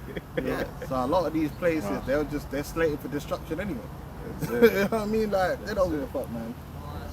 Remember, when you're bringing the world back down to 500 million people, that means most of the cities and most of the places where people live right now are redundant. Just don't even need that. This is gonna, you know what I'm saying? Understand. What's it? You got a question? So it was just the point he said about the drones and the heat seeking. Apparently 6G, I was looking on the other day. It's like the radio waves and the 6G. They don't even need cameras. They can literally see you in your house Your what you're Wi-Fi doing. does that already. Yeah, but with the 6G, it's like it's more faster or more. Probably. Yeah, it's an upgrade. Yeah. Yeah, 100%. 100%, man. Go on now. Revelations 12 and 12. Yeah. Was there more than that? Yeah, just a little bit. Yeah. Oh, yeah. Yeah, the enterprise. So these elites, man, they're not going to be able to fulfill that enterprise because the Lord, beginning with Yahweh Shai, is going to be the one to really come and put an end to it. Right. Job 5 and 13. He taketh the wise in their own craftiness. Yeah, the wise, right? Because these super elites, bro, to be honest, what they've done, you have to give them some kind of respect. This is a global scheme that's gonna cross multiple generations. So there's some dedication there. There's some wisdom there. This multiple technologies had to be invented and developed and brought in. And Made yo, ubiquitous, adopted. it's not easy. Plus all the other witchcraft they got to do. Because really, mainly the witchcraft globally. Like when I was in Romania the other day. But that place is Bandulu. It's a straight shithole. But you tapping on the bus. Bro, when man pulled it, I was telling this brother the other day, and I pulled into the main station, because you know them ones like on the way in, I'm observing the areas. I'm like, bro, we're about 10 minutes out from the center of the city. It's looking spooky. Yeah, the thing, bro, it's looking like there's some holes in some of the buildings, like in bullet holes and shit. I'm like, yo, what kind of fucking World War II relic is this? And this man's living there. Like, I'm saying this place was third worldish. You know what I'm saying? In certain of these areas I'm going through. boy. No disrespect to Romania, it is what it is, man. You know, it ain't. Old Soviet. Yeah, it's you know. So, man's coming in and man's pulled into the station now, the main station, and the platforms, bro. I never seen nothing like it, bro. The platforms were just they were barely off the ground, yeah, and they were all chipped up, like, and I was like, you know them ones where you're like, is this? No, bro, I'm being real. I'm saying, is this the last stop? Or is this a stop before the last stop? Because normally when I say normal, you see I'm spoiled, man. I've been living in the first world for too long. When you pull into like King's Cross, because that station is basically King's Cross or Paddington. You know what I'm saying? You know when you pull in, it's like, okay, I'm in the city. Yeah, you know? have a right. You know when them Hills of Eyes motherfuckers put up from all over, like, oh, okay, all right. Yeah, UK ain't doing too bad. Bro, this place looked like I was on Mars. Okay. You know what I'm saying? Like it was a relic of Mars. And I'm like, bro, this place is cooked. And then you come out of the station, you're like, they got KFC and all that. So, and then, but on the buses you tapping. It's contactless payment everywhere. So even though it's all mashed down, them man still got the contactless thing going. Yeah, it's Mastercard make sure it's been installed. Yeah. the elites made sure certain things got built. They don't care if there are no roads. They don't care. Because I was saying, but it's the same in Zim, innit? In Zimbabwe, where but basically it was what it is. It's like they've got biometric passports and all of that sort of stuff. We've got mobile payments. However, the roads are shit. You've got like a few good roads out of the airport and that's it. Yep. Right, and it's all craftiness, man. Like America, like I said, America is one big lie, and the people who like Jake don't really believe the lie. Jake have hope, cause Jake don't have nothing else to hold him. Jake kind of knows, man, this is America, some bullshit. But I have to hope that it's not. So there's a reason for Jake. I don't see what the reason for these Edomites is. They just been lied to. The American dream, you know, the American dream and all the pageantry. And really what it is, the robber barons were the ones who live in the American dream. they don't really care about you in America. They feed you slop, not only for your mind, but for your body. They do that to you. There's things that are banned in America, that are banned in Europe, yeah, that they is standard in America. Like the products, when you look at a ketchup, a Heinz ketchup in Europe, yeah, there's ingredients missing from in America, because even in Europe, and they're still the devil. They're like, yeah, man, man's got a conscience, man. Level of wickedness. Man are out there just like under a spell, just lied to. Wild Wild West out there. But look how important America's been to building up the New World Order. So it's like these men are wise, man, in terms of casting witchcraft on people and tricking people. Your whole political system is a witchcraft. That there's men out there that actually like they buy into it. You ever seen like in the UK people are political, but not like that. I've never seen nothing like it. When there's like when there's an election, we don't have no real fucking conferences like rallies. No fucking rallies. Couple dead debates. That's about it. Yeah, some dead debates, and then before the election, the actual party will have a conference that nobody watches, yeah, where they, the leader will get up there and give a speech to the party and blah blah blah blah. In America, them man are filling out stadiums, like a bringing Bowl. out celebrities. Yeah. And you're watching it like, this can't be real. This is so superficial. But they're under that spell, and this is why they're so deep into Trump, or they're deep into Biden, or deep into whatever fake politician they believe is for them. And you can't tell them nothing because the cognitive dissonance is just set in. The left-right parity. You can't tell man a Trump support. You can't tell nothing bad about Trump. You can't tell Biden, Democrat, nothing bad about Biden. We were talking about that before you elders came. This idea that Esau, weaponized man's desire to fit into groups. That's why he pushed a lot of identity politics. Yeah. And it gives people a whole lot of cognitive dissonance, where it is like, as you're going into in America, that whole thing is a religion, right? It's a religion, Because one of the things that I think about cult. It's a cult. yeah, if you're a Democrat but you're anti-abortion, you're not a real Democrat. Yeah. That's like, you're like, whoa, what's wrong with you? What's wrong with this person? It's tribal, Right? isn't it? It's tribal, and if you don't follow every single one of the tenets of the religion, you become an outcast. But then you become superficial because you're against LGBT. So what's Scott Bessent doing as the head of the Exactly. executive? Yeah, exactly. So it's so fake and false. It's like they haven't passed a single law to outlaw homosexuality or anything of the sort. It's just weird. It's just but that's part of the witchcraft of Esau, the mind control. That's part of the wisdom that he's had. So he's done a great job. It's just gonna fail, isn't it? But he actually has done a brilliant job. So we give Esau a clap, man. You've been a good devil, okay? Read this. Yeah. Oh, you got more? As he Played his role. on the council of the council of the forward, and the council of the forward is carried headlong.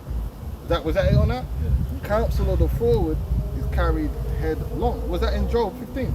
Yeah, 2:5 and 13. Yeah, read that again. Let me read it again. Job 5 and 13. It taketh the wise in their own craftiness. Right, because they're instituting, as part of their plan for the New World Order, actual prophecies that go against them. Because everything they're doing is fulfilling prophecy. And it's going to lead to the return of our Lord. But they think they're being slick by doing it. They think they can control. They're like jailbreak. They think they're like jailbreaking reality. That there's a way that they can do all these things, and they come out at the end through witchcraft. That's what witchcraft is. The ability to manifest your own will. That's what witchcraft is. Using whatever means, blood magic, inscription magic. So Esau's throwing the kitchen sink at this shit. He's doing everything. All the magic he's doing it. I'm feeling confident. And he's feeling like, I could do the World War III thing and control it. I can do the MOT, bring out the Mark of the Beast thing and control it. But I won't have to worry about actually going down or anything because I'll go on forever. Do you know what I'm saying? I'll actually complete my plan. To hell what the Most High said. win. The Lord coming back. We don't worry about that. We got something for him. You know what I'm saying? We're gonna work enough witchcraft, probably block up the portals or something. You know, Gandalf is thou shalt not pass. You know, and stop the chariot or something Got a stupid. quick one. shit. You know. Real quick. So Psalms 49:11, their inward thought is that their houses shall continue forever. They really think this. They really think they're gonna win, and that's why it says about they encourage themselves. You have to give Esau props, unlike these other average everyday Edomites. Like this is a multi-generational plan. Meaning, man have died. Man have like you talking about the 1776 year was a long time ago, and you've had Edomites and Edomite families that have just lived, died, and have just stuck to the plan. Oh, yeah.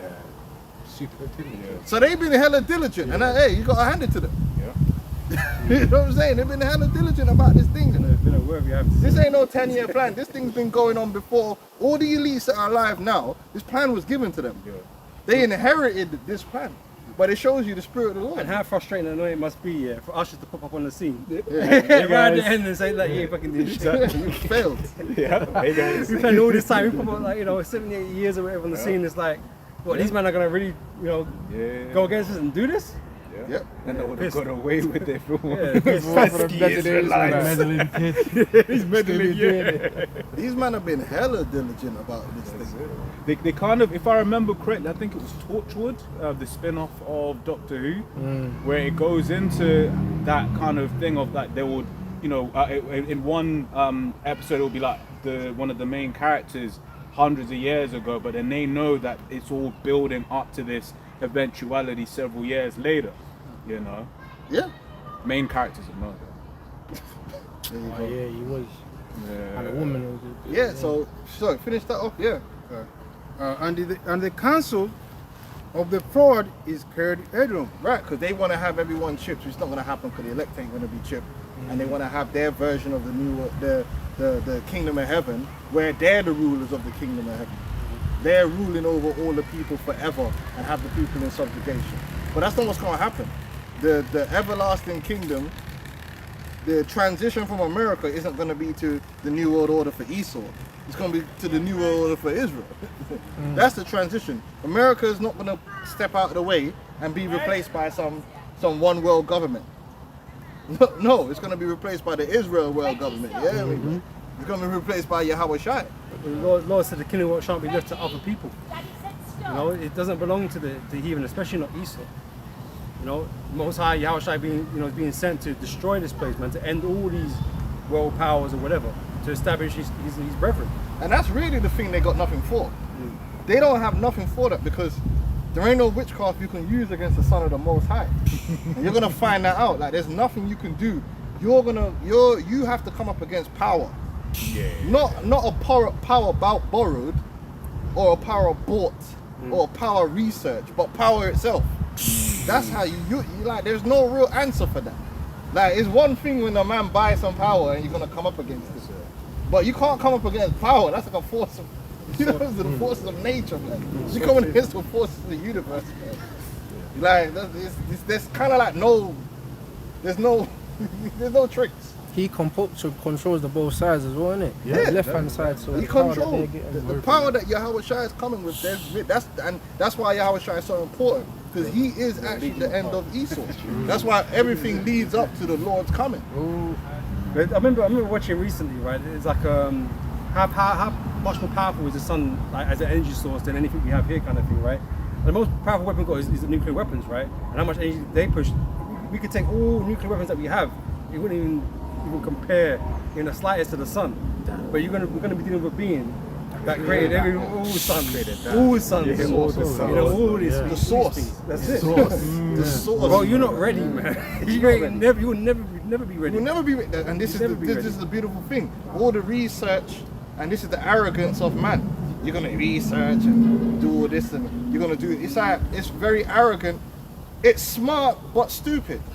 It is. It's smart. It's ambitious. Because you gotta be intelligent to do these things, but at the same time, at the core of it, it's stupid. Because it's like it's God, man. What are you gonna do? Listen, you could train up to fight Mayweather. That's something a man can was train. saying. And you might get relatively close. Yeah. But this is different. This is Like, different.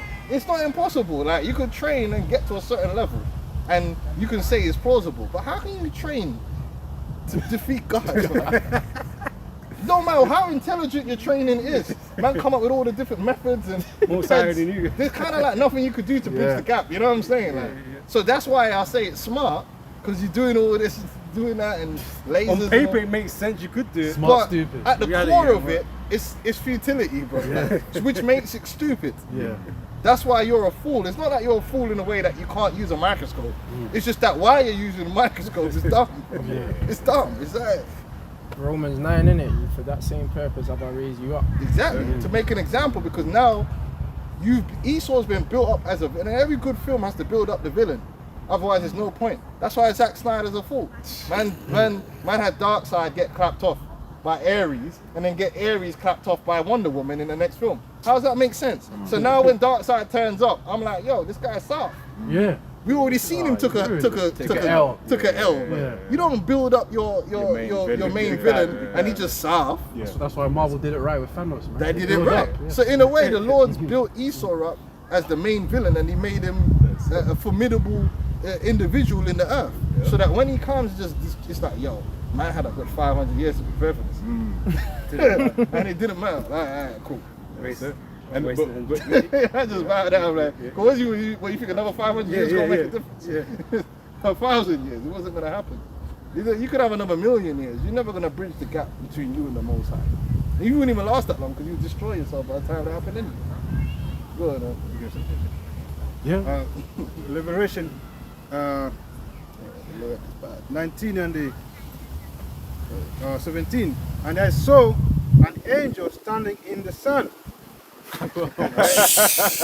Chilling in the sun. Esau can't be there. He can't be there. He really gets hit up by the sun here. Yeah, You can't exactly. like, yeah. You know, I was watching some interesting things with satellites and you know, the space machines that they go send orbiting the sun and whatever, and how they got to use reflective materials, and it's got to be hot one side, cold the other side. Like, it's very complicated. Yeah, complicated. Talking about this telescope that they Yeah, sent the whatever other it day, is, yeah. I was like, the that's Webb, bit something extra Webb, shit. it's a something Webb telescope. Yeah, or something like that. Yeah, and I was like, yeah. you got to do all of that just to even get close. Wisdom of Solomon 12 and 17. The angel just is. Yeah. It just is. It has an innate power level that can deal with that sort of stuff. It's like, it ain't a problem. You gotta break your brain to try and make something that goes even like The celestial is a little bit is close. different thing, man. It's a different like I said, man. The more you understand science, and that's why science is, the more you learn about this world, the more you're supposed to humble yourself. Yeah. But a fool, an arrogant man learns, and the knowledge they receive, they use it as pride instead of understanding that like that knowledge that I'm learning about, someone made it that way. So I have to give glory to the one who made it that way. But he's setting the rules. Like when you figure out a rule, you know, the brothers know what I'm talking about. They call them the constants here, the rules of physics or something. If it's true or not. Okay, so you got a rule.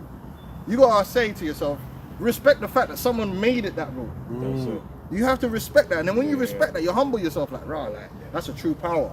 Because that's what I've never understood, how someone studies biology and draws the conclusion there is no God. Because it's like when you see how certain things, man, we start off as a sperm cell and an egg. Yeah. And then now look at us. And the thing is as well is that most of the things are extremely simplified. So most of the time they're showing the processes to the layman, they simplify it. So then when you have to actually go and study it on like a degree level, then it gets more complicated. But then it gets so complicated sometimes that they'll even admit to you. We actually don't know how. No sense. We actually don't know how it does it. So we know this is what happens. But in terms of the actual mechanism and how it happens, we can't see it. We don't know. It's just happening. It's almost like magic. There comes to a level. I call it magic, but there comes to a level in microbiology or any form of like that when they're showing you depictions of what's happening, they've simplified the depiction so you can understand what's happened. But in terms of that's not an actual image of what happened. They don't know. That they don't know that they still haven't figured out on that deep level how this thing is happening because it's madness. It's a miracle, man. Like how your nail grow. yeah, it's true. They could show you a basic thing, but at the smallest level, it's like it gets to a point where it's like, yeah, this has just happened. We can't really get any further than that, or because it's going too deep now. Let's say Mosai's got complicated mathematics going on in the background, on auto. Bro, You know what I mean? And he's sort of trying to figure it out, and his brain's breaking. It's mad. Like you can't. Yeah. The Lord's glory is there's no estimation to it, man. You know, just based upon just the like we're small, man. Like you get in bro, you get in an airplane, yeah, you're just like, yo. I want to get. Bro, The very fact it gets in the air. and you look down and it's the ants on the floor, and you're like, bro, like we're just small, man. Like a mountain just roll over on you. There's nothing you could do. Like, what technology you got for that, man? The mountain just roll over. Like we're just so small and vulnerable, yeah. It's like, bro, we need to humble. Well, I was gonna say because we had those bunch of earthquakes happen just recently. And I was doing a little research about about it, and the man don't know how those things work. They got all these laboratories recording things, but that's what they can do, record it. They can't predict. They can't do nothing. That's why they still have to research, and this is the common misconception. We know things, and we might be able to know things to a certain level. But if we knew everything, there wouldn't be no need to research. The very fact that people are still researching and searching things out, showing you that man don't know everything. And there's a lot of things in this world that's still spooky. They can't explain it. Like there's a basic understanding, but then to go further than that, it's like I'm not too sure. But man. they refuse to acknowledge the Most High. And when he's giving certain things out, it's like he only knows so little of it, so there are a ton of side effects. Or I think about a lot of the like for instance, which we can say unknown side effects but Esau's the devil, so he may know it anyway, and it's like, look, this is the plan. Charge it. Yeah, because I was thinking about like for instance, like birth control. Esau makes it seem like he understands hormones and this, that, and the other. But you see a lot of these women on birth control, they're fucked. They're actually fucked up, right? Esau's the person that did that. But if I can get this, so Isaiah 55 and 8, it says, "For my thoughts are not your thoughts, neither are your ways my ways, saith Yahweh. For as the heavens are higher than the earth, so are my ways higher than your ways, and my thoughts than your thoughts." You can't be born on earth, right? Just barely sentient. Like you're not even sentient for the first 7-8 years of your life, and then learn a few things, and then start thinking that you're on the level. Man become a professor by the time he's like 20 something because he went to university, he got his degree. Well, you're still a young man though. You know what I mean? And then you get older, but you don't even older than the most high. But you don't even live until like 80 or 100, or you don't even live that long. And you start forgetting things. You should know. You know? Yeah, you gotta humble yourself. But Esau's whole thing is about pride, innit, and arrogance. Well, it's been they refuse to acknowledge the Most High, right, in anything, because the way they interpret it is like, yeah, but there's stuff that older man didn't know as smart as they were, and we found out stuff they didn't even know. So they think there's no limit to what a man can understand, right? Which they know that's a lie. Because there's man I remember there's a quote, I forgot who said it, said a lot of these new inventions are just being rediscovered again. They know that what you think they don't know that they had the technology to build the pyramids and to do a lot of different things. There was technology in the ancient world. It just wasn't as widespread like how man's got. Like for instance, you go to Romania ain't got certain things that man have got in London. There's certain places you go in the world, right? It is a time machine. Yeah, it is. Because also you got the hand-me-down thing. They get the hand-me-downs, yeah? So in the ancient world, you had places where man were ooga-boogering, but you had certain man that had tech. You know what I mean? In certain places, and then it might get lost or destroyed, right? And you ain't gonna know. If you find it, it's just gonna, what the hell is this? They've done that. They found things. When they found them batteries, they thought they were funeral vases, and then they just stuck them in a thing somewhere. And then they found out when man looked at it, hold on, this is a cathode and an anode. This is a fucking battery. So what the hell were they using a battery for then? Yeah. Because they had tech back then. They had tech before the flood. Because Salaki, 1 second, they were doing metallurgy, and this is why I did a video the other day about prehistory. And you got these ages, and Esau makes this stuff up here, and people, it's all about building the lie around evolution, and the idea that man is evolving not only physically but intellectually. So that's why you get the whole idea of the Stone Age. So man would just booga. So the general terminology is, if you ask the average human being, they think if you go back like 4,000 years ago, or 6,000 years ago, everybody was just IQ of like 2 and just boogering around the ooga, you know, with a club. Even though there's man boogering around today, someone from Newcastle with a skull can, but boy, yeah. The reality is, if we go into the scriptures, it speaks about Cain and them man doing metallurgy, Artificers of instruments. the artificer and of brass. Now that cooks the whole idea of a Stone Age. It cooks it completely. Dealing with metals. Just think about what I'm saying to you. yeah, that's true. You know. Oh, shit. Think about what I'm saying to you. Metallurgy, according to them, this is because that's technology, that's science. It's not a simple thing to smelt these metals. They shouldn't be doing. Can we get that real quick? Artificer and brass. That shouldn't be. And man's that just goes over people's heads. This is why Esau is a liar. But so you can't believe the Bible and believe Esau's false science. You have to choose one because you're telling me there's a stone. What is it? A Stone Age, and then there was a Bronze Age. was it Iron Age? Stone Age? No, Bronze Age first before Iron, isn't it? You sure? Yeah, because I'm not- iron is the most superior tool, isn't it? Yeah. So stone, bronze, iron. Someone look it up, man, because I ain't got it. Man. I might say the wrong thing. We got the nerds on the comment board, man. Your vocab alone will jump up. Actually, the eschatology of the Christology.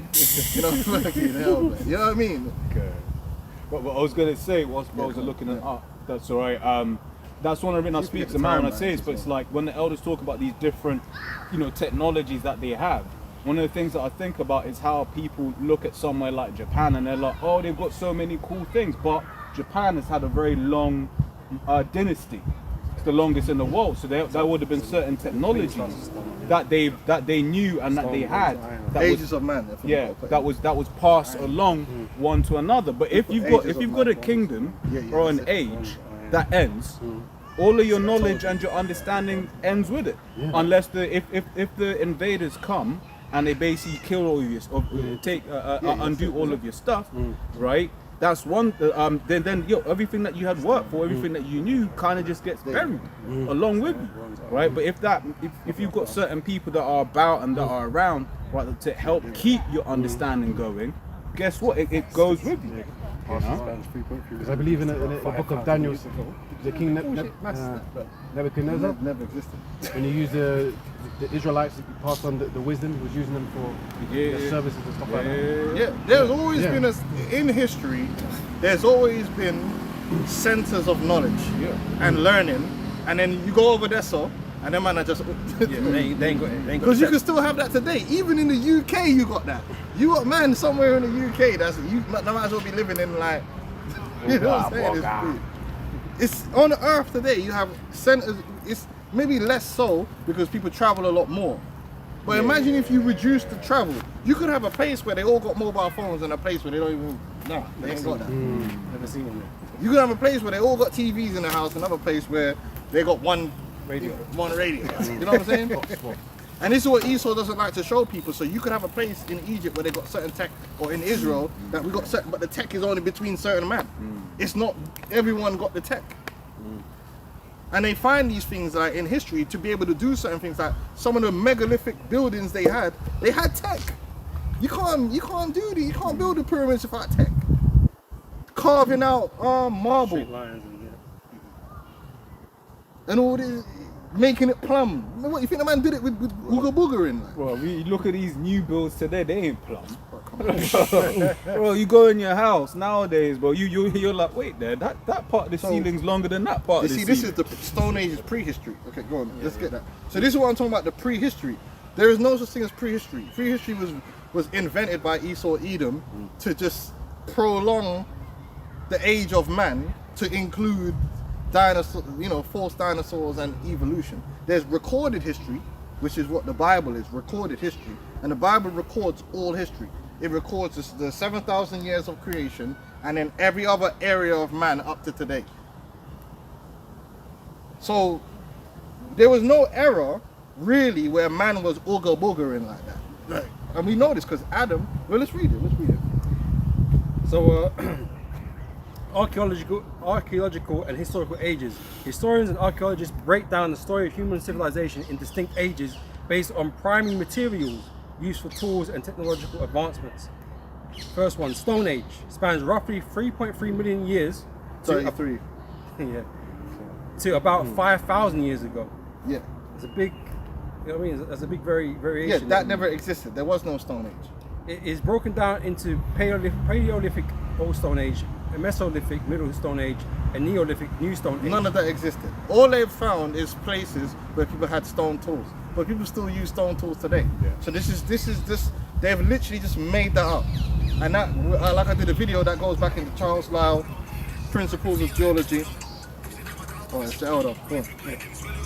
Right, so after the Stone Age, it says the Bronze Age, right, lasted about 3000 BCE to 1200 BCE. Humans began smelting copper and tin to create bronze.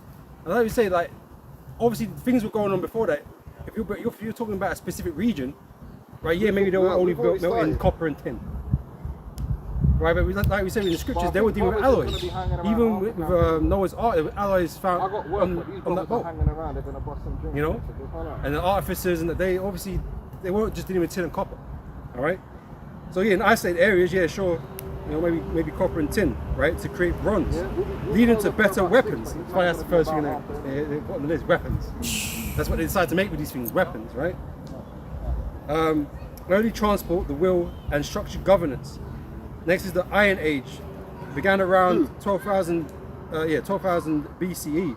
Iron replaced bronze due to its accessibility and durability, revolutionary warfare and agriculture.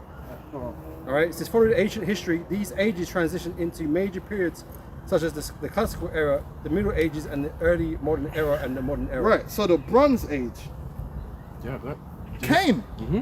Now Cain is right there at the beginning of, you know, pretty much right there. Yeah. So there wasn't no millions of years of man's were ooga boogering. This is BS. And you remember that them man back then were living for hundreds of years.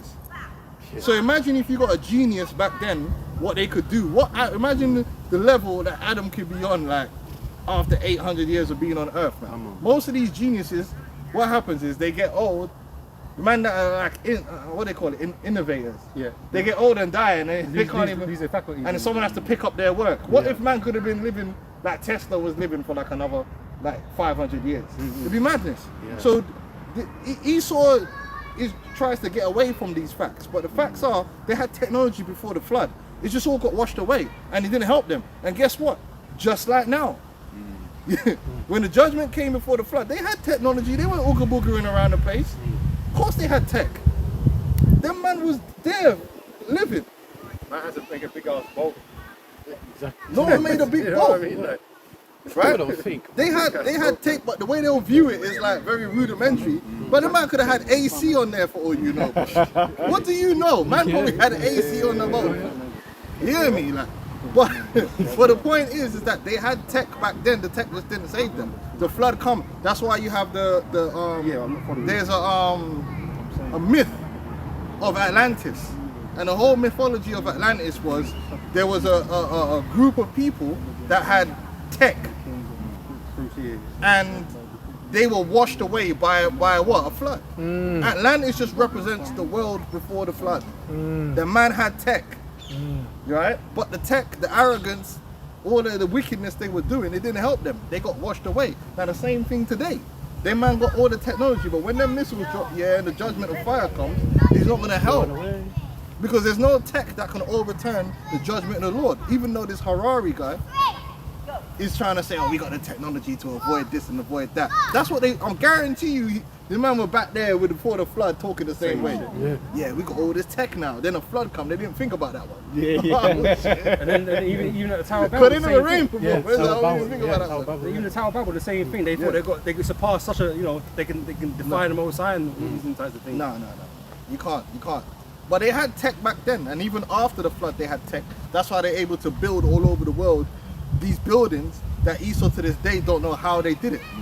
But they weren't. If they were ooga boogering and on this low level, then how come you don't know how to do it now? They got 4D images. They find 4-dimensional images in South America. You got images that change with the moon. You got certain things that only appear with certain moons. Bro, this man went ooga boogering and just. That's what they want you to think. And acoustics. Yeah, the sounds acoustic around the sounds rooms and all this like stuff, bro. These man had tech.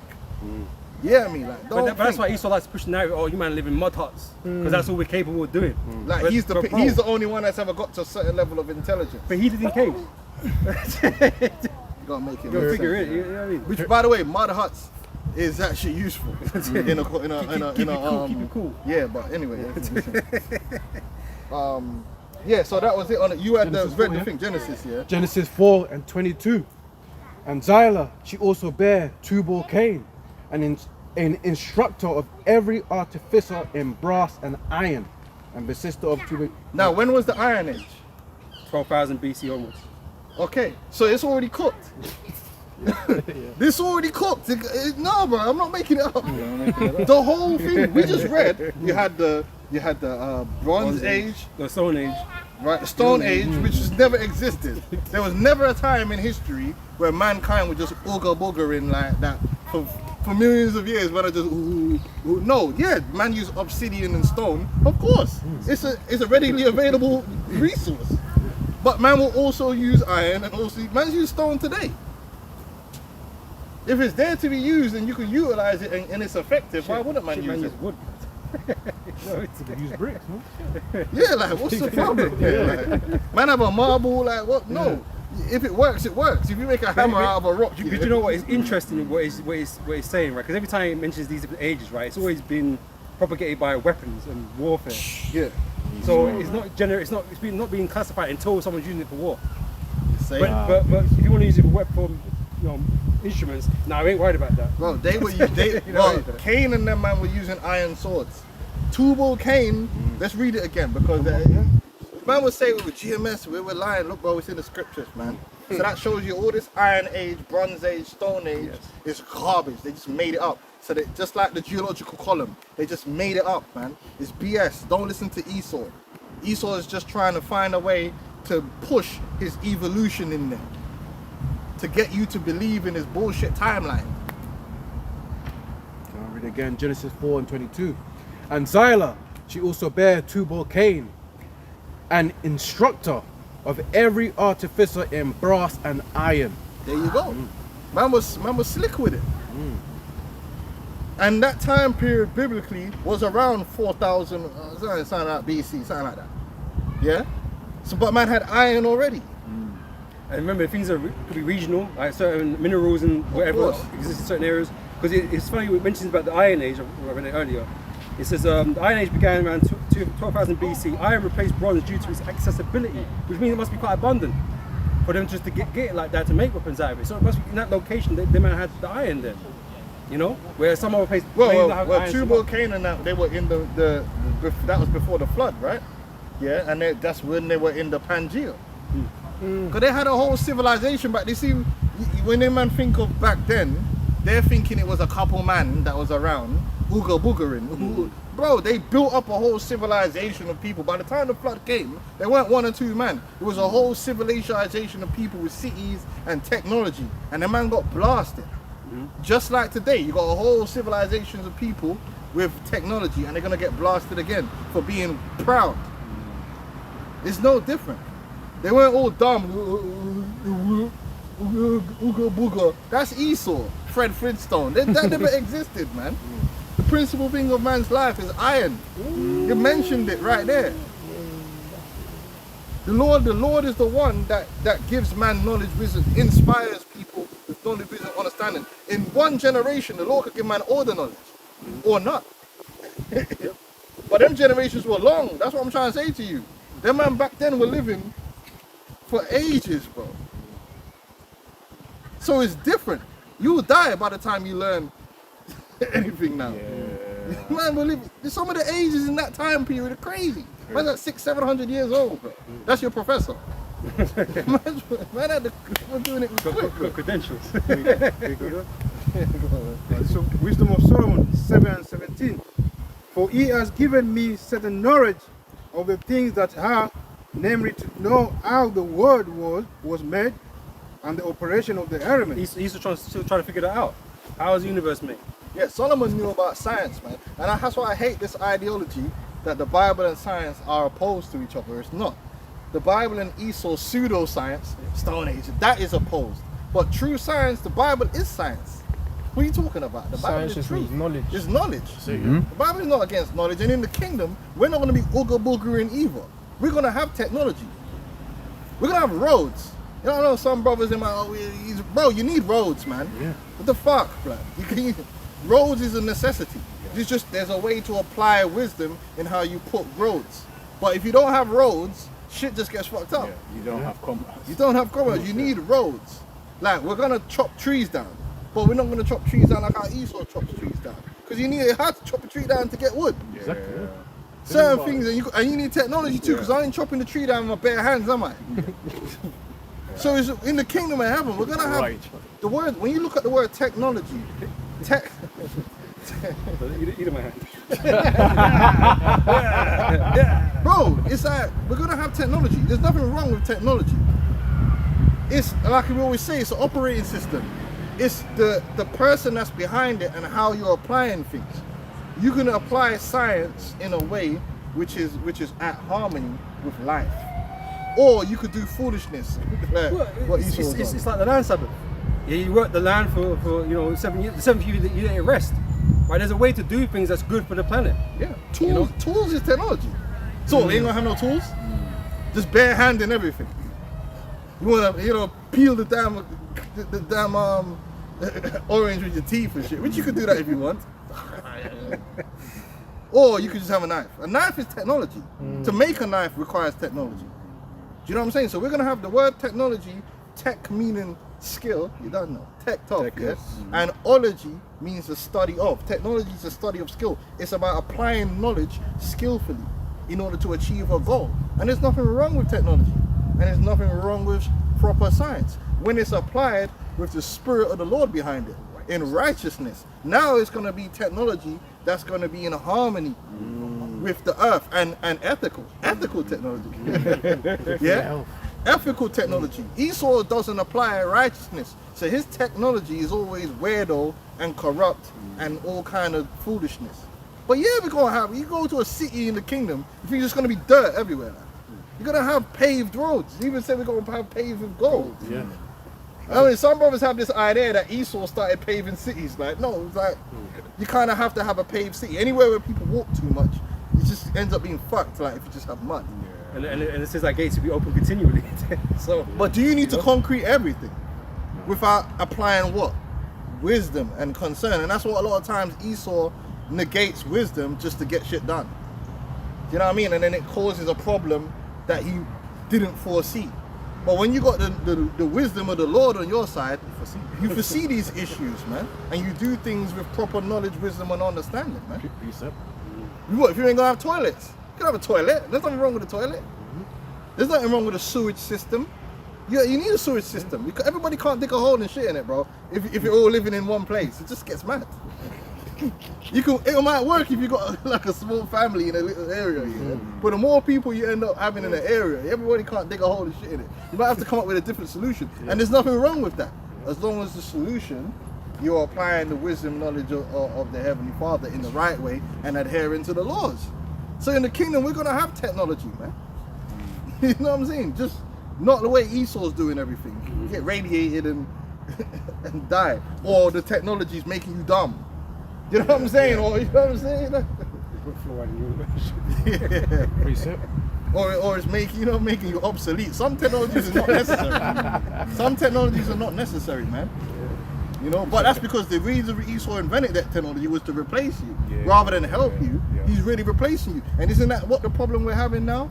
We're having a problem where people are being replaced rather than being augmented. So he's invented it to get rid of the worker, but not to help the worker to free him up to do something. He's like, get rid of the worker and eliminate him. Starve to death, fuck it. You know what I mean? Like, bro, Esau's trying to get rid of the use of women, man. Bro, it's like, bro, what's wrong with you, bro? It's like the Lord made the perfect version. It's not what we doing, bro. Yeah, but you see these incels. Yeah, that's what I'm saying. What's the point of all that? What is the point of all that, man? That's foolishness, like.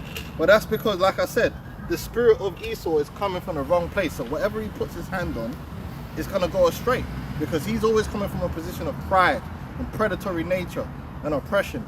So everything he does is how it's gonna come out. Precept. Yeah, no. This is Psalms 104 and verse 24. And it says, O Lord Yahweh, how manifold are thy works. In wisdom hast thou made them all.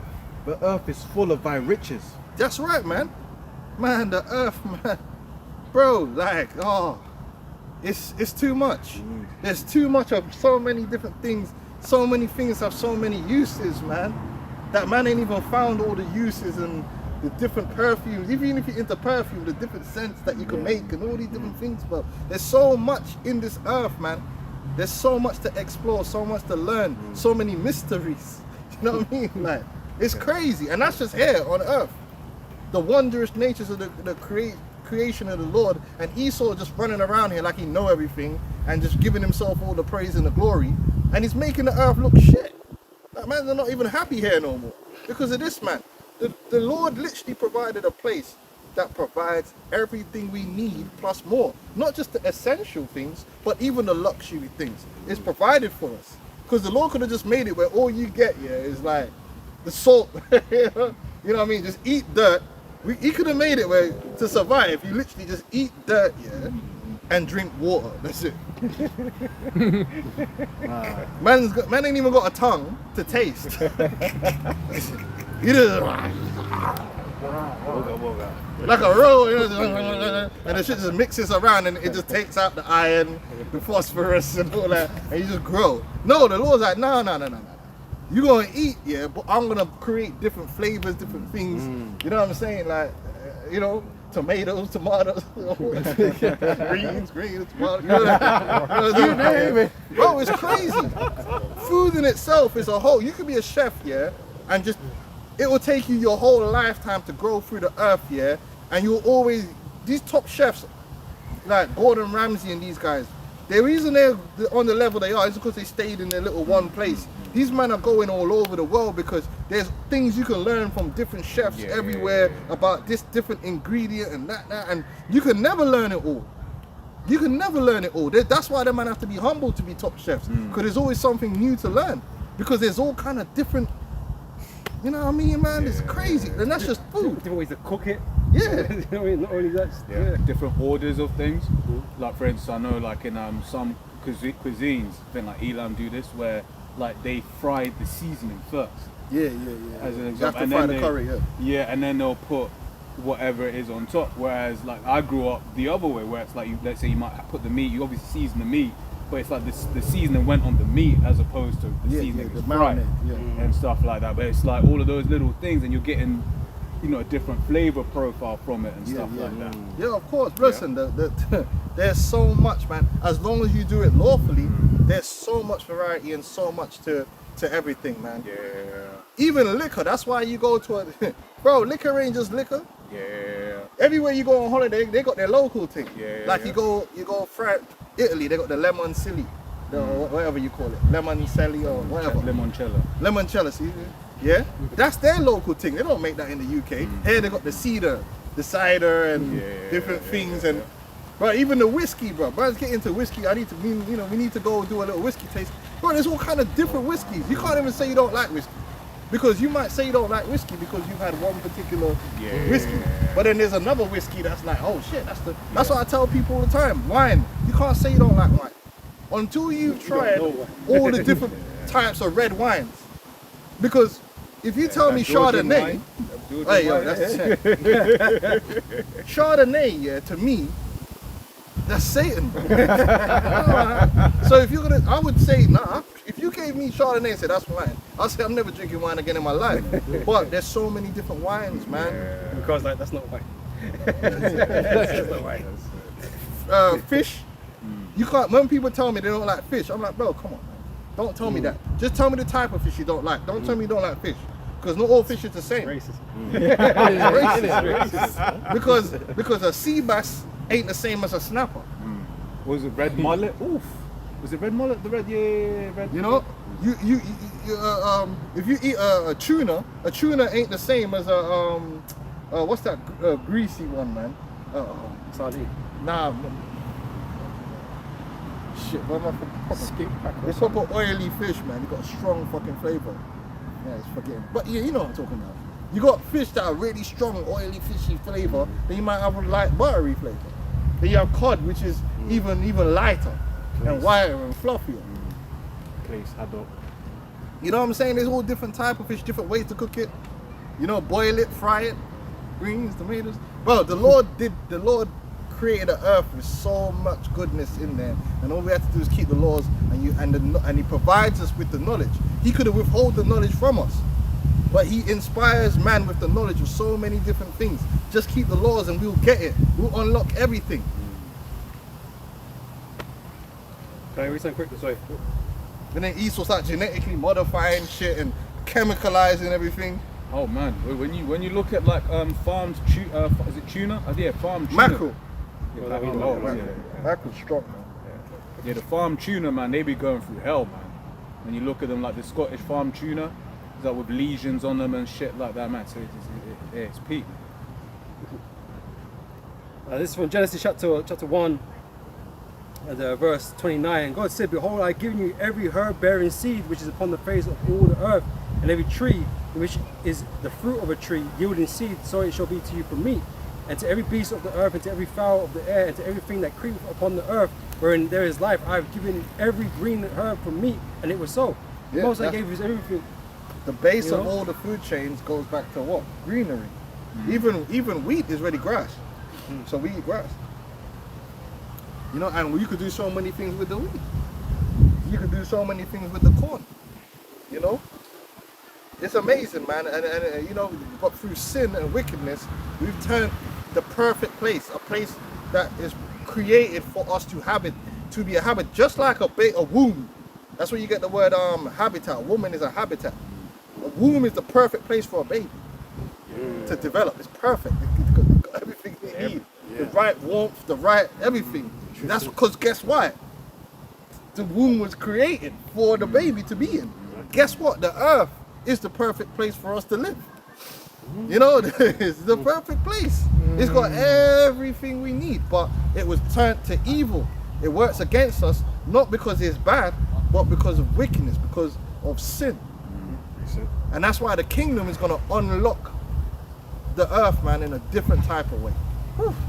A different type of way, man. And we can start enjoying the barbecues again, man. Make barbecues great again. You know what I mean, man? Make the jerk great again. All that niceness, man. We can start enjoying and eat the nice things, the greens, the vegetables. You know what I mean? Fruits. The fruits, all kind of different fruits, man. There's so many different type of fruits in the world. You be here for years trying to name them. There's one black brother, he does his videos and he breaks down different fruits and all that, man. It's like, what the hell is this? And then you got fruits that taste like half this and half that. Crazy fruit. Hey, we're going back to peak earth. Vanilla comes from the orchid. You know, and it actually originates in Mexico. The vanilla pod, that comes from an orchid. That's a flower that originated in Mexico. Because it's only like nowadays where certain spices ended up in certain places that they weren't before because of the modern day, you know, trade and all that stuff. Bro, there's so many, like chili is also originally from South America. It's not from India. They brought it over to India and then India became known for it. But it actually come from over. There's a Netflix thing called The History of Spices and all that, and it goes into like where the spice was originally and where it is now, and you be like, "Rah, like that place is known for it," but it didn't even come from there. It come from there. Yeah, I just googled it. It says it comes from the Americans. Yeah, You're right. Chile. Yeah, it comes from but you think like it's just like horses. You think when the Native American Indians, you think about horses, but the horses came with the Spanish. You know what I mean? They weren't rolling with horses before that. Yeah. So that's why history. This is what Google's back up your point. It says global spread before Christopher Columbus arrived in the Caribbean in 1492. Chili peppers were entirely unknown in Africa, Asia, and Europe. Spanish and Portuguese explorers transported the peppers across their global trade networks during the 16th century, leading to their rapid rapid adoption in places like India, Thailand, and China. And then it says the etymology of the word is an Aztec language. There you go. So, Now, most yeah. people don't know that. I didn't know that. So they think that this has been, they kind of been connoisseurs of the chili forever. Nah, man, it's a recent thing. There's a lot of things. Like I said, vanilla itself. Vanilla is also from a particular orchid which they found in Mexico. You know what I mean? And then so then it came over when they brought it over from the New World. But maybe it was over here before with Solomon. We don't know. Yeah, we don't know. Yeah. But that's why the earth has so many different things, so many different places, man. Yeah, I'm saying, man, there's probably more things to find, man. Like a bubblegum flavored now, Joe. But it was what Bubblegum flavor. What the fuck is this, man? is that custard apple? Bubble put me on. It's legit. Yeah. No, my mum makes a nice drink with the salsa. Oh, okay. What they call guanabana. You add you sieve it down and you add milk and fucking vanilla essence and stuff, man. I was drinking it the other day, man. Hey yo, like this mother's milk, man. I swear. I swear down, man. It's ambrosia, man. I swear. It's the food of the gods, man. I'm telling you. I think it might be almond essence you use in this, bro. It seems nice, bro. What the UK man don't know about that. Typical book is Ecclesiastes 42 episode 15. I will now remember the works of the Lord and declare the things that I have seen in the words of the Lord are his works. The sun that giveth light looketh upon all things. Yeah, the sun. And that's why man started worshipping the sun as a chief god. Because ultimately the sun plays a chief role in life. Yeah. Like the weather is determined by the sun. Like just Seasons, everything. The sun is very powerful in terms of life. So man took that and started worshipping the sun. You understand what I'm saying? And that's how you worshiping the creature more than the creator. But the sun is pivotal to life on earth. Without it, it's like you cooked. When you start looking at when your crop yield determines, like, when your crop yield determines how much how much life you're gonna have, right? Then you start okay.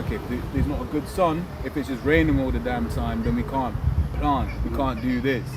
You know, if the winter's too long, we might miss planting season. And there actually does need to be a time when the sun chills, because because the plants, they are flip, man. Now I'm testing my damn fucking knowledge. They what's the word? Dry out, roast. No, man. I should know this stuff, man. It's my major. Oh, they respire at night when the sun's down. That's the time when they get a chance to make food. And then during the day, that's when they do the photosynthesis. Thank you. It's like gym, innit? They go to the gym to work out. It's nighttime you build, innit? Yeah. So so the photosynthesis makes the food in the day, because that's what photosynthesis does, creates the energy, right? And then at night, now they convert it, then you do the respiration thing, innit? So they release a lot of the oxygen at night. Do you know what I'm saying? So you kind of the rhythm of plants need downtime from the sun. That's why if you got plants in your house, you have to have a time when you turn the lights off or switch the shade of the light. Otherwise, you can harm the plant, because the plants wouldn't do well in constant sun. They need that downtime. Well, that's why you have night and day. It was designed that way. You know what I'm saying? Like, so yeah, man, just the sun itself, and we don't know everything about the sun. Esau would tell you it's a nuclear reactor. That's because of the mass of the earth. It all goes back into one line leads to another. So in order to have the gravity and the heliocentricity and everything going around the sun has to be this mass. And then to fit all that in, they had to be that the sun is a nuclear reactor with fusion happening in the middle, which has been disproved, because the hottest part of the sun is actually not the surface of the sun. So when you have a sunspot is an area of low activity around the sun where you can actually see the surface of the sun, and it's cooler than the atmosphere. The atmosphere of the sun is hotter, which shows you that it's actually an electromagnetic phenomenon that's generating heat from around the sun. It's electrical, but they don't want people to know that. They want you to think it's like nuclear, because if it's nuclear, that's when they could push the ideology that one day the sun is gonna Explode. it's gonna run out of energy. Because if it's nuclear, that means it has fuel. Fine now. Yeah. But we know that there's never going to be a fucking yeah. You know, Esau teaches that one day the sun's going to run out of fuel and it's going to turn into a red giant and all this bullshit. Supernova and shit. That's not true. The Earth is running off electricity. It's flowing through the universe. It comes through the sun, creates electromagnetic phenomenon, and that's when you get the light and the heat. And therefore it's forever. It doesn't run out of fuel. Now, where does this electricity, where's the source of that? Well, you could probably guess where that comes from. But it's not a fuel source where it's burning out. That's a lie. But again, they have to push that lie to keep evolution and all that stuff, keep it going. It's called electric universe. It's all electromagnetic phenomenon. But yeah, go on. Where's it? Oh, you finished? No, go on. See, the sun that giveth light looketh upon all things, and the work thereof is full of the glory of the Lord. Let's say this another thing. So then when the Lord created everything, that's why we don't get these Pan-Africanists. They try and make it look like if you got melanin, it turns you into a god or something. Having melanin is just normal. Now, we're not saying there's no benefits to having melanin, but having melanin doesn't make you special. If you look at the trees, they have melanin. The animals have melanin. Polar bears have melanin. Underneath the white fur, they got melanin. Any animal that lives above the surface of the earth has melanin. Any animal that's swimming near the surface of the sea has melanin. Even though the water will kind of filter out some of the UV. That's why you see whales and all these things like the orca, they're colored. They're not looking. Now if you go deep down into like the bottom of the ocean where no light gets there, a lot of those animals down there, some of them might be like have no melanin. Or if you go into these you know, you got these underwater rivers on the cave, these river caves like things. When you go down there, all the animals down there that in the cave, they'll all be like white. There'll be no melanin because they don't need it. They don't produce it. They're blind as well because they don't need it. That's them because they live down there. In fact, people are like that. Remember that Edom, just give an opportunity to kick these Edomites. You had this Edomite man, I forgot what country it was. I'm sure brothers can big him up. He had his daughter locked up in the Fritzl. That's it. Austria. See, you brothers is sharp. That the spiritual Google blood, man, linked it in quick. He had his daughter locked up for her whole life in the basement, and I think he breeded her in it. When the kids came out, they were pale as fuck with bleached blonde hair, and that's because even black children come out lighter. That's why there's a saying in the islands. Man used to say it to me all the time because they take the piss. Yeah, they say, oh, you see, boy, you know, lose your mother color yet. Like, that's the way, because most man, like my dad was light skinned, then he just got dark. You get me? Because he's losing his mother's color, meaning you're born lighter than what you're. This is like, my dad's like this brother here. I didn't lose it. I kept it, you know what I mean? I just kept it going, man. But, because you come out light. Like, so a lot of my daughters, they come out, they're yellow as hell. When you then now, what triggers the production of melanin in you is the sun. So the more you go out in the sun, you start getting darker and darker, and then you hit your equilibrium about wherever you're meant to be in it. But if you were just in a basement, like say like you spent your whole life in a basement, you never interacted with the sun, you'd be looking spooky. But that's because your body would never, it won't produce what it doesn't need. That's why them English footballers, they're over there like Rashford and them, man. I ain't never seen Rashford that dark. What the hell, man? Rashford's dark. Every time he's meant to be a light-skinned Negro. Because that's how it is. When you get the sun will juice you up. So Every animal that lives on the surface of the earth has melanin to protect itself, and there's different forms of melanin. Esau Edom was cursed to not have the melanin, and it is a curse. It's not something which is normal, it's abnormal, and it's not a benefit. Now they'll tell you, oh well, we left Africa and went to a cold climate. Wrong! I'll tell you why you're wrong. Because even the animals in colder climates have melanin. The Afrikaners, the white people in Africa, South Africa, they're still white, That's it. Right? If we look, So-called if you look at the trees, they have what? Brown barks. But why they ain't white? Well, since you don't need melanin, because you're in Europe, then why are the trees also not demelanated? Why are the birds not being demelanated? Why are the Eskimos not demelanated? Now, here's another thing, snow. So, snow actually reflects light, which is why you get one thing called snow blindness. So having blue eyes, which is the lack of melanin in your eyes, makes you susceptible to snow blindness, meaning the UV light from the snow actually blinds you, damages your eye. So the best type of eye color to have in a cold climate, drum roll please, is brown, or some derivative of brown, hazel, whatever, but something with melanin to protect your eyes. That's why they wear them ski goggles, and they got the anti-UV filters. Now, as a so-called black man, you wouldn't need that. You know why? Because you already got UV filters built into your eyes, which means your eyes are useful in both climates. Now, same thing goes to the skin. They get what's known as snowburn. Look, Google it. I'm not lying. If they go skiing and they don't put sunblock on, they get burned.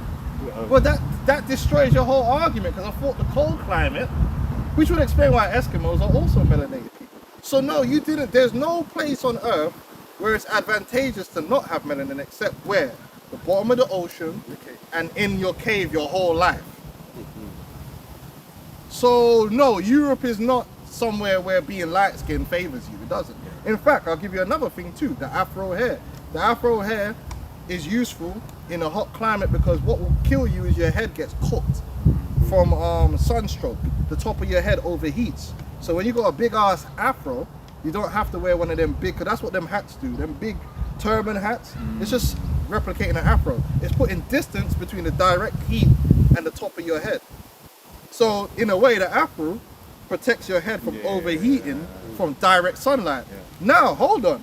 In the winter, what you don't want to do is have heat escaping from your fucking head. Do you know what type of hair releases the less heat from the top of your head? Afro, because it's like wool. So it actually helps you in both climates to have an Afro type hair. I learned this the hard way this year. It's the first time I've like trimmed my hair short. I was like, oh, because normally I've got like I'll normally like shave at like level 3. So I'm not used to like feeling the cold on my head, didn't it? You know, when I went to like level 1, I was like, yo, is this why people wear hats in winter? And the vitamin D thing is another lie. So it's like when they do the studies, there's 2 types of vitamin D. That's the bioactive type, and then there's the other type, which is not bioactive. Yes, Jake will tend to have smaller amounts of the non-bioactive type, but will normally have normal levels of the active type. But when they test you, they don't test you for the active vitamin D.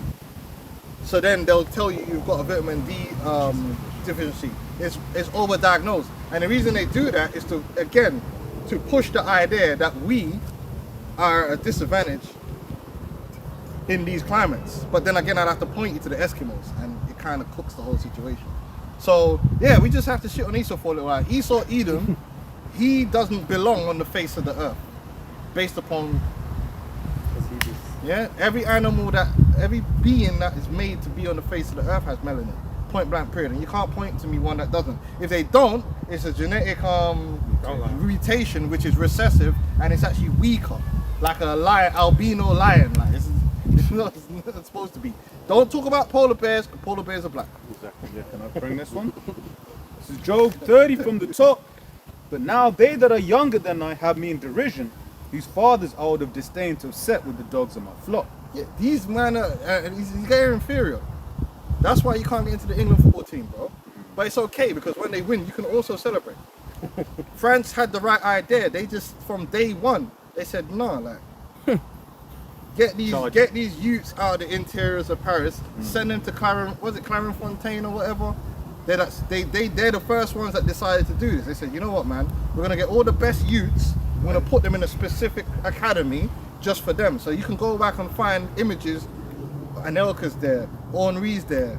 The whole French team, the man them that won France '98 went to, what's the name? If someone could find it, there's a specific school that France set up. England don't have that.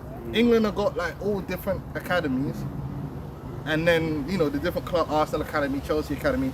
In France, they had a national academy of excellence for all of the best youths. And they all went there and all they would do is just do tech. Because they already know that Jake are going to be, the athleticism of Jake is certified. Because the one shall be stronger than the other. So when it comes to the fast twitch muscles and just strength, the Seedorf strength and just ferocious lycanism, we got that. Now you have to foster the technical ability, which is what they say Jake don't have. Well, tell that to Vieira, tell that to Anelka, tell that to Henry. No, they trained them and them man were tech tough. Even if you look at the French team after that, because all them man went to the same school, Paul Pogba, tech tough. He's Matuidi. Matuidi. Is that the name of the? No. Another player. Matuidi. Oh yeah. They were all tech tough. Vieira wasn't just no flipping athlete. The man had pure skill, pure tech, the touch, everything. And that's why France does so well, because they embrace the immigrants and they set up a system of excellence to garner that. Now in England, now they're starting to catch on, but they don't want Jake to be technical. Just pace some power, because they don't want people to know that Jake masters all domains. So they want it to look like we're just strong, but when it comes to skill, nah, they're not quite there. No, bro, we possess both, and France is proof of that. Skill, technique, everything, we got it. Like. Yeah, the academy's called Clairefontaine. Clairefontaine, yeah. Now all the UK had to do was do that. Just copy but they don't want to because it will get worse for them. Yeah, it'll get worse for them. They want the team to be but now they're trying to, but they're not developing the tech. Yeah. So in England, what they do is, if you're a black man and you got tech, they don't like you. You have to have the most of the pace and power. And it's like, so basically they only see you as like a athlete. They don't really see you as like a tech man. And if you got tech, they kind of like, but we're not looking for that. We're looking for we're looking for the guy that's gonna do the guy that runs fast and jumps highest. Whereas in France, they're looking for the tech man because they know that the athleticism will come. You know what I'm saying? So that means they're hypocrites, because they got the eugenics thing to say that they want to kill off inferior, but they're the inferior ones that they should be backing themselves. That's why they feel threatened, isn't it? But that's why Esau's mentally ill. He's a mentally ill man. And the Edomites are losing their minds because they're like, how is it that they're representing the country because you set up a form of citizenship where you become nationalized and they're the best. They do outperform you in everything. And if you want to bring it to tech, they'll outperform you in tech too. Yeah, you can't tell me Clarence Seedorf weren't tech tough. Edgar Davids weren't tech tough. These men were all techie. So the black man has got tech. We got everything. We got IQ, we got strength, and we got tech. Stop trying to make it look like we only got one category. Trying to marginalize us. And that's what they do. If a black man comes into an academy, and he should be an AM, doing bare skills, but he's 6'2", they're gonna stick him in defense, or they're gonna stick him in DM. They did it at Man United. They put Paul Pogba in the fucking 6. Fucking idiots, bro. Man's an attacking player with pure tech, yeah. But it's like, cause he's tall and strong, he's a black man, yeah. And if you're a black man and you're not the tallest and the strongest, they don't rate you. Even if you're tech tough, you're only allowed to be tech tough and have no athletic ability if you're white. You know, and then it's cool. Oh yeah, he's got the IQ. Yeah. Fuck off, bro. Yeah, fuck off, bro. He can see the run but can't make the run. Bullshit. Like what they do to Jake here in the academies in England is so bullshit. Cause they don't want to accept the fact that we can be complete players. But France, I respect the France. They swallowed their pride and they said, listen, we're gonna create complete Negroes, and they did. Got some more. You look at them the other day, bro, and Dembele and them, man, bro. Oh, goodness. Chouameni, Kone, these men are technically competent players, bro. You don't see them with no donkey touches like Lukaku. That's some more, isn't it? Say again? That's some more, isn't Yeah. The Okochas and them, you know? Go on, Verse 2, Job 30:2 says, Yea, whereto might the strength of their hands profit me, in whom old age was perished.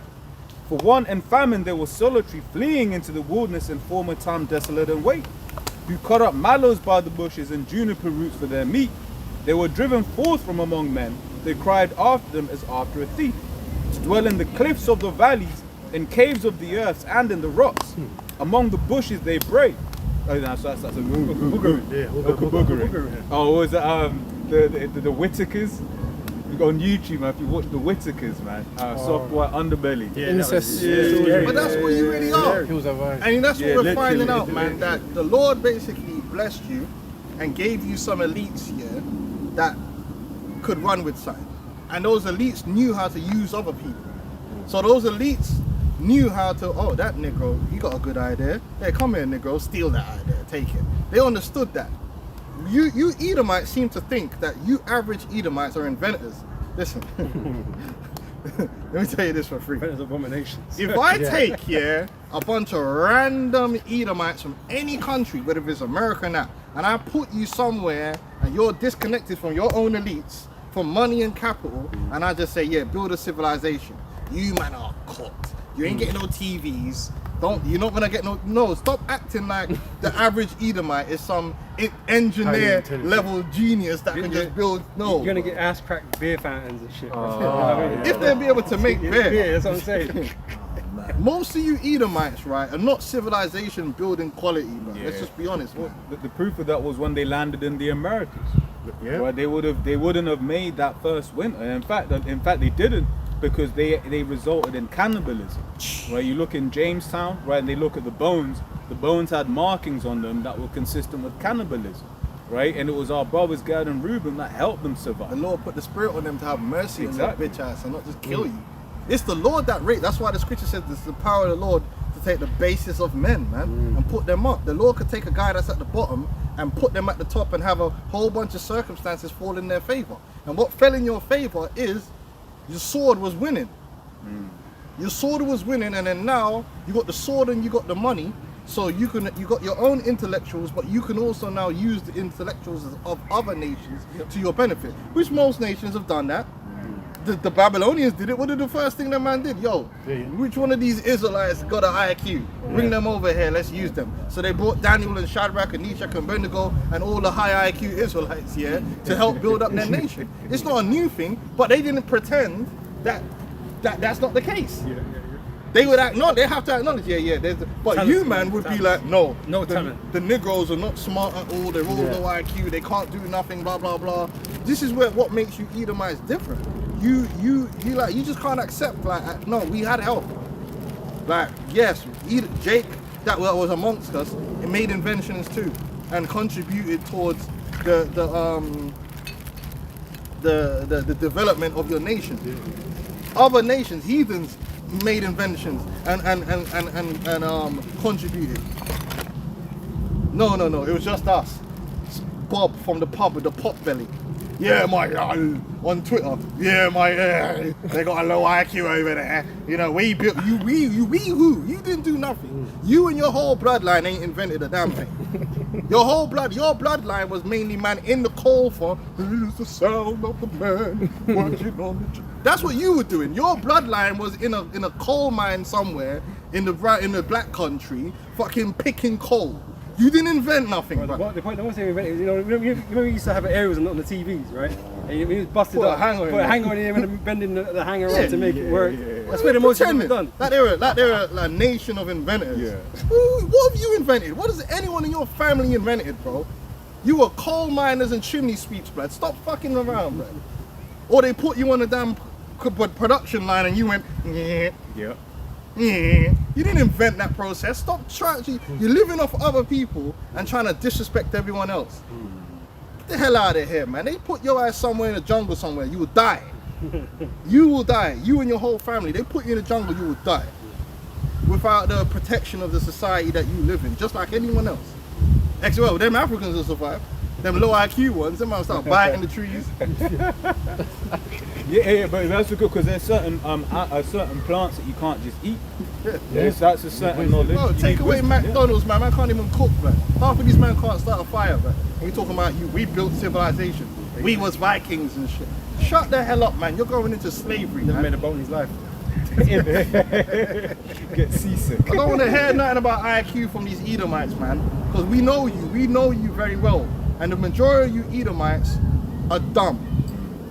Yeah, you're living off a very few of your elites. A very few, a small number. And they look at you as nothing. Ugh.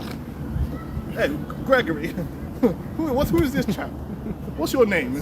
My name's John, get this guy out of here. Get the fuck out of here, man. I used to speak to this one lady. She was quite well-to-do. Well, rather, she was around well-to-do people, and then she was basically saying how one of the Edomites. We're not even talking elite level, but it's just a wealthy Edomite. You know, the ones that go to like them, like galas to donate. Them kind of Edomites, right? And then yeah, she said to this chick that I was speaking to, she was like, "Look at them." Like they went out just on the street, right? Or look at it. She was like, "Look at them. You don't want to be like them." Right, and this wasn't even like a. This wasn't even an elite. This is exactly why you're gonna be like. You ain't got one pride, Isaac Newton in your family line, bro. Not one. You just come from a bunch of farmers. I don't know to disrespect, because I don't think there's a disrespect there. But the way these Edomites go on is like they're a nation of scientists and inventors. Bro, you are not. Okay, you sir are a beer drinker and a low-level minion. So stop acting like you're something. Yeah, we finished this. It's Job 30:7 now. It says, among the bushes they brayed, under the nettles they were gathered together. It says, they were children of fools, yea, children of base men. They were viler than the earth. Vile? Oh, mate, yeah. Bro, I hate these guys. They'll talk about Jake, right? So Jake has an accent. Oh, mate, you can't even speak English properly. Bro, you don't speak English properly. Most Edomites do not speak English properly. Learn your history. The king's English wasn't everyone's English. That was standardized. And even in the UK, most English people do not speak the standardized form of English. Because if I go to Newcastle, I want to know what the fuck them man are talking about. If I go to Liverpool, bro, you see Carragher trying to speak to man, and man don't know what the hell he's talking about. And they got slang words that only they know. But they're allowed. If you're an Edomite, you're allowed to have an accent and not be deemed like as you're not stupid. But then if Jake in London that says you get me, they can't even speak English properly. What are you talking about, man? We know you people. We know who you are, man. You guys got 2 GCSEs to rub together, man. It's sad. You're not useful anywhere. You can't even go to another country. And actually you can. And the only reason you'll get off there is because of white supremacy. Man will be like, okay, he's white, so he must know something. But you're really dumb. They just haven't clocked onto it yet because they ain't around you. They think you're all Isaac Newtons. And that's the thing. Esau has lived off of Hollywood. All of this time. And Hugh Grant. Yeah, they think it's they think that Edomites are all Hugh Grant, right? But that's why I was saying, what do you call it? How it's beautiful that they're that's why I think it's beautiful that they're now putting themselves on TV. They're now putting themselves on the internet for everyone to be like, oh. This is what it's like. Is this what these people are like? Low level. Because some of the arguments they're making aren't even plausible. Sensible. Like when they're saying, what was it, 250,000 girls or something? It's like, bro, they make up their own facts. Yeah. So easily manipulated. And they're incels. And we're finding out that these Edomite, they're all cocks. They're all just freaky cocks, on man. The packet. Bro, your superior nature is completely gone. And they're obsessed with talking about white women with black men for some reason. These guys are just, you're just low level, man. And you're being exposed. And your elites are going to be exposed too. Because like we brought up at the beginning, they got all this knowledge and they're still dumb. Because they're trying to fight against God. So you're all dumb. You're all stupid. You're inferior beings, man. On every level. There's not a level you're superior to Jake, man. Not a level where it's superior physically, mentally, and spiritually. These are facts. It's just the facts. Just wait till the documentary comes out. Word to Deontay Wilder, bro. You had to lie. The system, so-called white supremacy is a lie that you told over and over and over again and beat it into the world that is true. And now you're angry that everyone's found out that no, you're not that guy. You're not physically superior to no one. You're not educationally superior to no one. You're just a man, and you're not really a superior man at that. You're very weak and weak man, and you're dying to call someone a nigger. That's the new thing now. They're dying to be racist now. Because that's the only thing you got left. Like, can I at least call him a nigger? So you can feel like you're somebody. But you know that if you come and do that in the wrong, Jake gonna punch you up. Because guess what? That time is gone. It's no longer 1920 and the fear of God is upon Jake concerning you. You come to London and then you talk a bit too crazy to the wrong Jake. Jake will send you to Queen's Hospital and King George. You'll have to go both in concession. Because Jake will feel no way to punch you up. Because all that fear that white supremacy put in Jake doesn't exist anymore. You know what, just fuck around, find out. Fuck around and do it. Say it. Do it. Free speech. Say it. What about me? Oh, that Jake, the news reporter. Say it. Yeah. Go on. I will help you say it. That's what it is. They're dying because why? That whole white supremacy is falling apart, man. It's falling apart. Everything. They turn on the TV and it's just black boxers, black footballers. Yeah. Why is that not me? They were hoping that actors taking white roles. Hold on, they said, look at Norway. Yeah. I want to support Norway because I don't want to support. This is so. It's just crazy because you're supporting a foreign country. So you went to a nationalist. So I said, I'd rather support Norway because at least it's all white, and then they got cooked. But guess what? Jake's there. Norway have black players in their team anyway.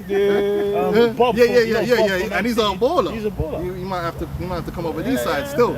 But you get my point. They said we'd rather support Scotland than Brazil cook them. Bro, cook them. I think like 90% of the teams, have a black player, at least one. Of course, even Japan. Yeah, even which we don't agree with that. I don't personally. I don't agree with black goalkeepers, but but the elders got PTSD. Dida's alright. But Dida had the bozo gene. But he was alright. He had a mistake in him, bro. Come on. Yeah, he had a couple mistakes in him. You need. I must admit, you need a boring white goalkeeper. That's just steady, Fuck bro. that, bro. I think, listen. Well, France won the World Cup with a black keeper. Yeah, but they didn't have to do nothing. Come on, man. I had two Ram and them man in front of him. Hey, because you know Jake want to play. You know Jake don't want to be in goal. Let the white man be there because white man would just want to be there. I just can't concentrate. Long arm, you know? And then when it comes, I'll catch it. Jake want to be part of the game, man, you know, just be on the field, man. Nah, I'm joking. Jake can do it too, bro. Well, even for when they played this country, England, they played Ghana had a black keeper, right? I'm saying they couldn't score. Listen, that witch doctor was doing it. Black keepers out. The jury's out. I see free keepers, bro. Fuck Esau anyway. Yeah, 100%. Nah, like even that, they're hurt because that's exposed them. That even in your own countries, and all that shows that all these African countries needed was the infrastructure. That's all they needed. If they, because they come to these countries, they're a minority, but they get to be in the infrastructure and train from their child instead of training in the dirt. Which is why the World Cup is so competitive. Like people are like, the better teams are shit. No. Because the big nations, France, England, whatever, took the best of the migrants. The remnant migrants that might not be as good are still good enough to play for the other their homeland countries. And they go back, and they get they have the academies here. But it's so then basically it's the money and the infrastructure. If they had the money and the infrastructure in them countries, they'll be creating the ballers the same way. Cape Verde have ballers, bro. They're press resistant because all of them play in South America. But like a lot of them was born in Holland. So they would have been in the academies. the Dutch team. And that's what a lot of people forget about sports is it's actually a lot about money. That's why, for instance, when England are winning something, they'll be winning something where let's say it's like, for instance, cycling, right? When you're talking about 15,000-20,000 pound bikes, when you're talking about which called training centres, that build the actual. it's spending. That's why even a women's football is a perfect example of this phenomenon. Put money in there. Because who does best? America, England. Yeah. Well, when you watch the Women's World Cup and it's they're playing like, even it will be a first world country, but it's a country that don't care about their women playing football. Them teams get cooked. That's why US women's a national team can win 12-0 in the World Cup. Money. Because of the money. They're playing against Pakistan. Exactly. Exactly. You know, do is flip bread. They're playing against like other women who've been in academy since. Since It's not gonna work, innit? But yeah, there's a lot of things that's like that. But you see, that's why Esau's being exposed, man. That you're not the prime male that you thought you was, and then now you can't breed. Because most of you are gay and women don't want to deal with you, and then you're looking even worse that you're actually crying about it on the internet and blaming it, and you think it's making you look like something. It's like, bro, it's pathetic, man. Bro, and it's funny. It's like it ain't even like they're like it's like the Jake's just mixing or whatever. You're just not having enough sex. Like, you're inferior. You just pop, man. Reproduce. Like, I can't do it. That's got a higher IQ, but you can't reproduce. Yeah, but that's evolution. Survival of the fittest, isn't it? So then you're on the internet complaining about it. Being on Twitter talking about black people is not going to solve your birth rate, man. That's why we need to deport them. Bro, even if you deport all of the immigrants, you still have a birth rate problem. It'll be worse. Fucking morons, man. It's like, it's 1 Timothy chapter 6. Yeah, 1 Timothy 6 and 20. Fucking incel nation, bro. O Timothy, keep that which is committed to thy trust, avoid profane and vain babblings and oppositions of science, for this is so cool. Yeah, we don't. And that's why, listen, when the Spirit of the Lord is dealing with you, this man can't come with the foolishness. Brothers has been doing it. I've done it. Other brothers are confounded professors. Because really, how they do is because you assume they're smarter than you, that's how they get you. But once you show no respect and you do your due diligence, you realize that their arguments are dumb. And that's all that's happened with Esau. Esau tried to keep Jake in vocab wants us to be like that. Vocab because part of being white supremacy is to be spiritually supreme. Meaning automatically we should just listen to vocab. He's a white man. He don't have to be even a scholar. He should just turn up here and automatically what he says we have to accept. Well, back in the day, do you remember at Oxford Street that happened? There was that big Bronx Jake. We always used to see him, north. The one, the high top nigga. Strong nigga. And basically, he was breaking down history to him, and he actually asked a white woman next to him, what they say. That's a derivative of the system of white supremacy. I didn't even believe us. But nowadays, that's being broken down. Where it's like, man, are questioning these people now.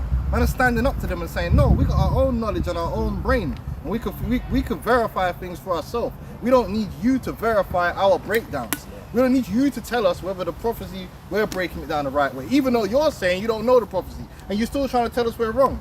But you're saying you don't know it. So shut up, man.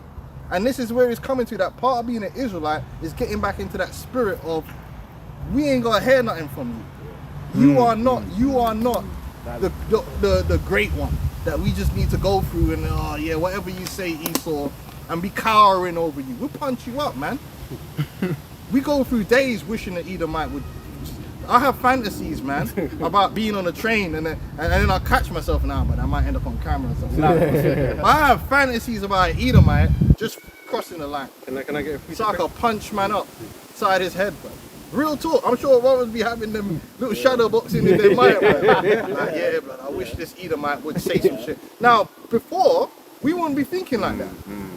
There was a time when Jake would be deadly scared. It's a real fear that Jake lived with, that the average Edomite you don't want to cross. You eyeballing me, boy? Bro, we're talking about there was a time period where just off the word of an average wasteman Edomite, you could just get lynched Yeah. Your life was in the You're balance, crazy, bro. Because they said. Because they said. So the respect they could command from you, that's what made them feel good. They could be broke, they could be down and out, but if a nigga, it could be a big nigga too. Could be a big, you know, brolic, strong nigga. He could still like, boy, yeah, and a nigga be like, no, man, I ain't trying, and we're backing down. But it's 2026 now. So shit's different. You roll up to one of them giant Jakes and say something stupid, all of a sudden you're backing down because you feel fair. And they don't really like it, man, that them roles have really changed in that way. But this is why they're the builders running around a homosexual trying to call people a nigger on camera, because they're trying to get that. They're kind of they're trying to reverse time to go back to the time where spiritually they had that dominance on Jake, where they could just, and any Jake would just melt. That time ain't coming back, man. And you know what's funny, spiritually, like obviously the curses and that's why the Lord gave them the power. But just like inherently it's in the spirit. They've never had like dominance over Jake, when you really think about it. Like even if you look at, you know, Cain and Abel, you know what I mean? If you look at Jake and Esau, you know, and obviously the variance that's been put between them within the seed, they've always felt inferior. You know what I mean? Cain felt inferior. To Abel, when the sacrifice was accepted. When Esau lost the blessing and the birthright, he knew he was inferior, and it was predestined from the womb anyway. The elder shall serve the younger. So in spirit, they've always had that inferiority complex. Yeah, to this day. But through slavery, they programmed us to be. That's why when these Jake were coming over like that, I'm gonna keep it real.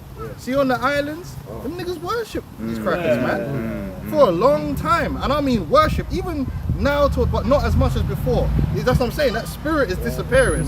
But there was a time where any cracker would just get worshipped, bro. Any just lame cracker who eats a bit of curry goat, and that's it. Crying over the queen. Like there's generations, like my grandmother's generation, they used to have to sing songs to the queen, and they grew up in school worshipping the royal family. My nan was that way. So they love the royal family on a real level. Like, do you remember when the queen did that? Yeah, with that random. Nigeria. But guess what? The younger generations now don't give a damn about Esau, man. They'll punch Esau up. They'll lynch and kill them. And that's what Esau's realizing, that the spell is really breaking off. Jake is really separating them, like seeing Esau as more on eye to eye level. And they don't like that, because that's not, people got to realize that when the Windrush came over, that's why they could bully the way they were bullying. Can't bully the children of the Windrush, because man don't have that same feeling. Man are not walking around Brixton feeling like, oh, this is a new place. And, oh, these Edomites, that Edomite mindset, I don't want to start no trouble, sir. Listen, man, this is what we do now. Man will start trouble quick. this is my ends, man. You know what I mean? Yeah, Jake could be like, this is my ends right now. Like, yeah? Here's your pizza. Jake ain't got that same kind of feeling, man. And this shows you that we're at the end of his kingdom, because spiritually, Esau's supremacy, no matter which way you slice it, it's degraded. And that's why they're on Twitter crying, oh yeah, the white genocide, because they can feel it. They can feel that they're losing something. All of a sudden, everyone likes booties. So why is, but we don't have booties. Think of it, in the 90s, the pinnacle of the female form was the iron-bored white model with the big tits and the blonde hair. What was her name again? That supermodel that we were all supposed Kate Moss and Kate Moss, yeah. That's a dead thing. That's been deaded off a long time ago. Even a white woman, she did a video, and mans was saying she was mid, and she made a video saying, yeah, I might be mid. That's Kate Moss. Yeah, she bro. butters, bro. But that's what they were pushing, Is right? that the beauty standard? Yeah, bro. It was for a long time. They were, bro, when you used to get the Nuts magazine, they used to have the Nuts magazine. Remember when they were trying to say Kylie Minogue had the best bum in the world? Yeah. Bro, they were trying it, bro. They were trying it. Maybe when she was younger, maybe you looked a bit. Nah, bro. Skinny. You know Benjamin. But that's why Benjamin, it could be any white girl. And man will worship them. But that time is kind of gone. That time ain't, man will look at these things and say, oh, that's a dead thing. Right? They used to have this white woman, she did the video, and she was like, oh, I might be mid to you, but to your dad or your granddad, I'm a 10 out of 10. Because and what type was she? She was a slim white girl with a blonde hair, big breasts, and no body. But yeah, she's right. In them generations back then, that was because it's white supremacy. That was a 10 out of 10. Now you gotta have the full package to be the top thing. But if she go and buy me a Range Rover, she is she making me mortgage free? Economical baddies. I hear it. But that just shows you that that's part of their image is not what the base image of the white person is no longer the top image. They tried the beauty standard. They tried it for so long, but now people just woke up to like, actually no, man like gal with figures. Little boys. So no, you're not 10 out of 10 just because you're white. No, you need to have what makes you 10 out of 10. And that all of it's happening as we speak. And even these white chicks are trying to get the tan up and all that stuff. Come back, you're trying to. In the gym squatting, that's all they do. Because they're trying to get the bunk, and they're like, right. They got to play catch up. Lip Lip fillers. White man's playing catch up now. That shit looks so stupid. Fucking grab this. It's Isaiah 25:7, and he will destroy in this mountain the face of the covering cast over all people, and the veil that is spread over all nations. That's right. That white supremacy. People underestimate how strong of a witchcraft that was on the minds of especially our parents and our grandparents and our because they were deep in slavery, man. Bleaching industry. The bleaching, just the even there's certain things my grandmother says now. I'm like, yo, that's a bit colorist. Still. Give it the whole thing of fair skin. Yeah, like that. Which is hold on. Even the word fair is a madness. Because fair doesn't mean light. Like it means just good quality. But anyway, go on. No, that's it. That's it. Because in in Ghana, if someone is light skinned, they say it's fair skin, and it's like you're trying to get as white as possible. But fair has nothing to do with the complexion. It's more so the quality of the skin. You know about blemish. Or for let's say King David said ruddy. You know what I mean? Like he had that glow. Not so much you know what I mean? Yeah. But that's what I'm saying. That the white supremacy is cooked. And like I said, that's why especially the right wingers, they want to go back to that time when Esau, every Edomite had that supreme thing. Like, I'm smarter than you, I'm stronger than you, all that, like, you know what I mean? And I can bully you at any moment. I can make you walk out. Another thing people have noticing, Edomites don't walk trying to move out the way when you're walking. Oh yeah. That's a thing they try and do. And Jake would automatically just move out the way to let him go. No. That's done with now. Man would just you see the videos. Man would just straight bump into these Edomites now. Like, what? When you gonna move? Bro, it's over. It's over, buddy. It's over. The elites ain't caught up to it yet, but in the spirit, it really is over. White supremacy is over. That like you've been exposed. It's like Andrew Tate. The moment he got beat up by a big black homosexual in front of the world, did he? People kind of realized he weren't hard no more, and his aura's gone. Esau, your aura's gone, and you can't get it back on Twitter. That's it. No, bro, you're done. We know the truth now. We know the truth. We saw it. Yeah, we've seen it now. We can't unsee it. This is so I looked up the origins of the term fair skin. So the term fair skin traces its roots to Old English, where fair originally meant beautiful, pleasing, or agreeable. There you go. And our people have been messed up off the back of that for years, man. Like the bleaching epidemic and like the brother said, the Benjamites could be the most done out fucking ugly white girl. Man would chase her down like a queen, and all that goes back to white supremacy that was established on the islands. And that's why look, these white women, they come up to you now like, yeah, you want. I'm looking, I want you. But it's like really when you think about it, if they've seen their aunties and their moms and whatever dealing with an apex Jake, of course, and their moms and aunties are mids, they think that they have access to all Jakes. And Jake wants more now. Yeah. Bro, Jake will come out and tell a white girl straight, you're mid. Yeah. Most of them are. Do you know there's a saying amongst the British men? There is a saying amongst the British that British women are ugly. That is that's just a saying that they have. You see what I'm saying? You know? Yeah, man. White supremacy is cooked. Yeah. And it is a spirit. It's a spirit, man. It's done. And that's why it's cooked, man. Just Jake needs to just learn this truth, because Yahweh Shah is coming, man. We're not at the beginning of this thing, we're at the end. Esau knows, that's why he's got anxiety. Go preach it. This is Second Ezra. This is Second Ezra 6, verse 27. For evil shall be put out, and deceit shall be quenched. Yep. As for faith, it shall flourish. Corruption shall be overcome, and the truth, which have been so long without fruit, shall be declared. Yeah, and the truth is, we're gonna you talking about chimping out. You're gonna see some real chimping out for 1,000 years.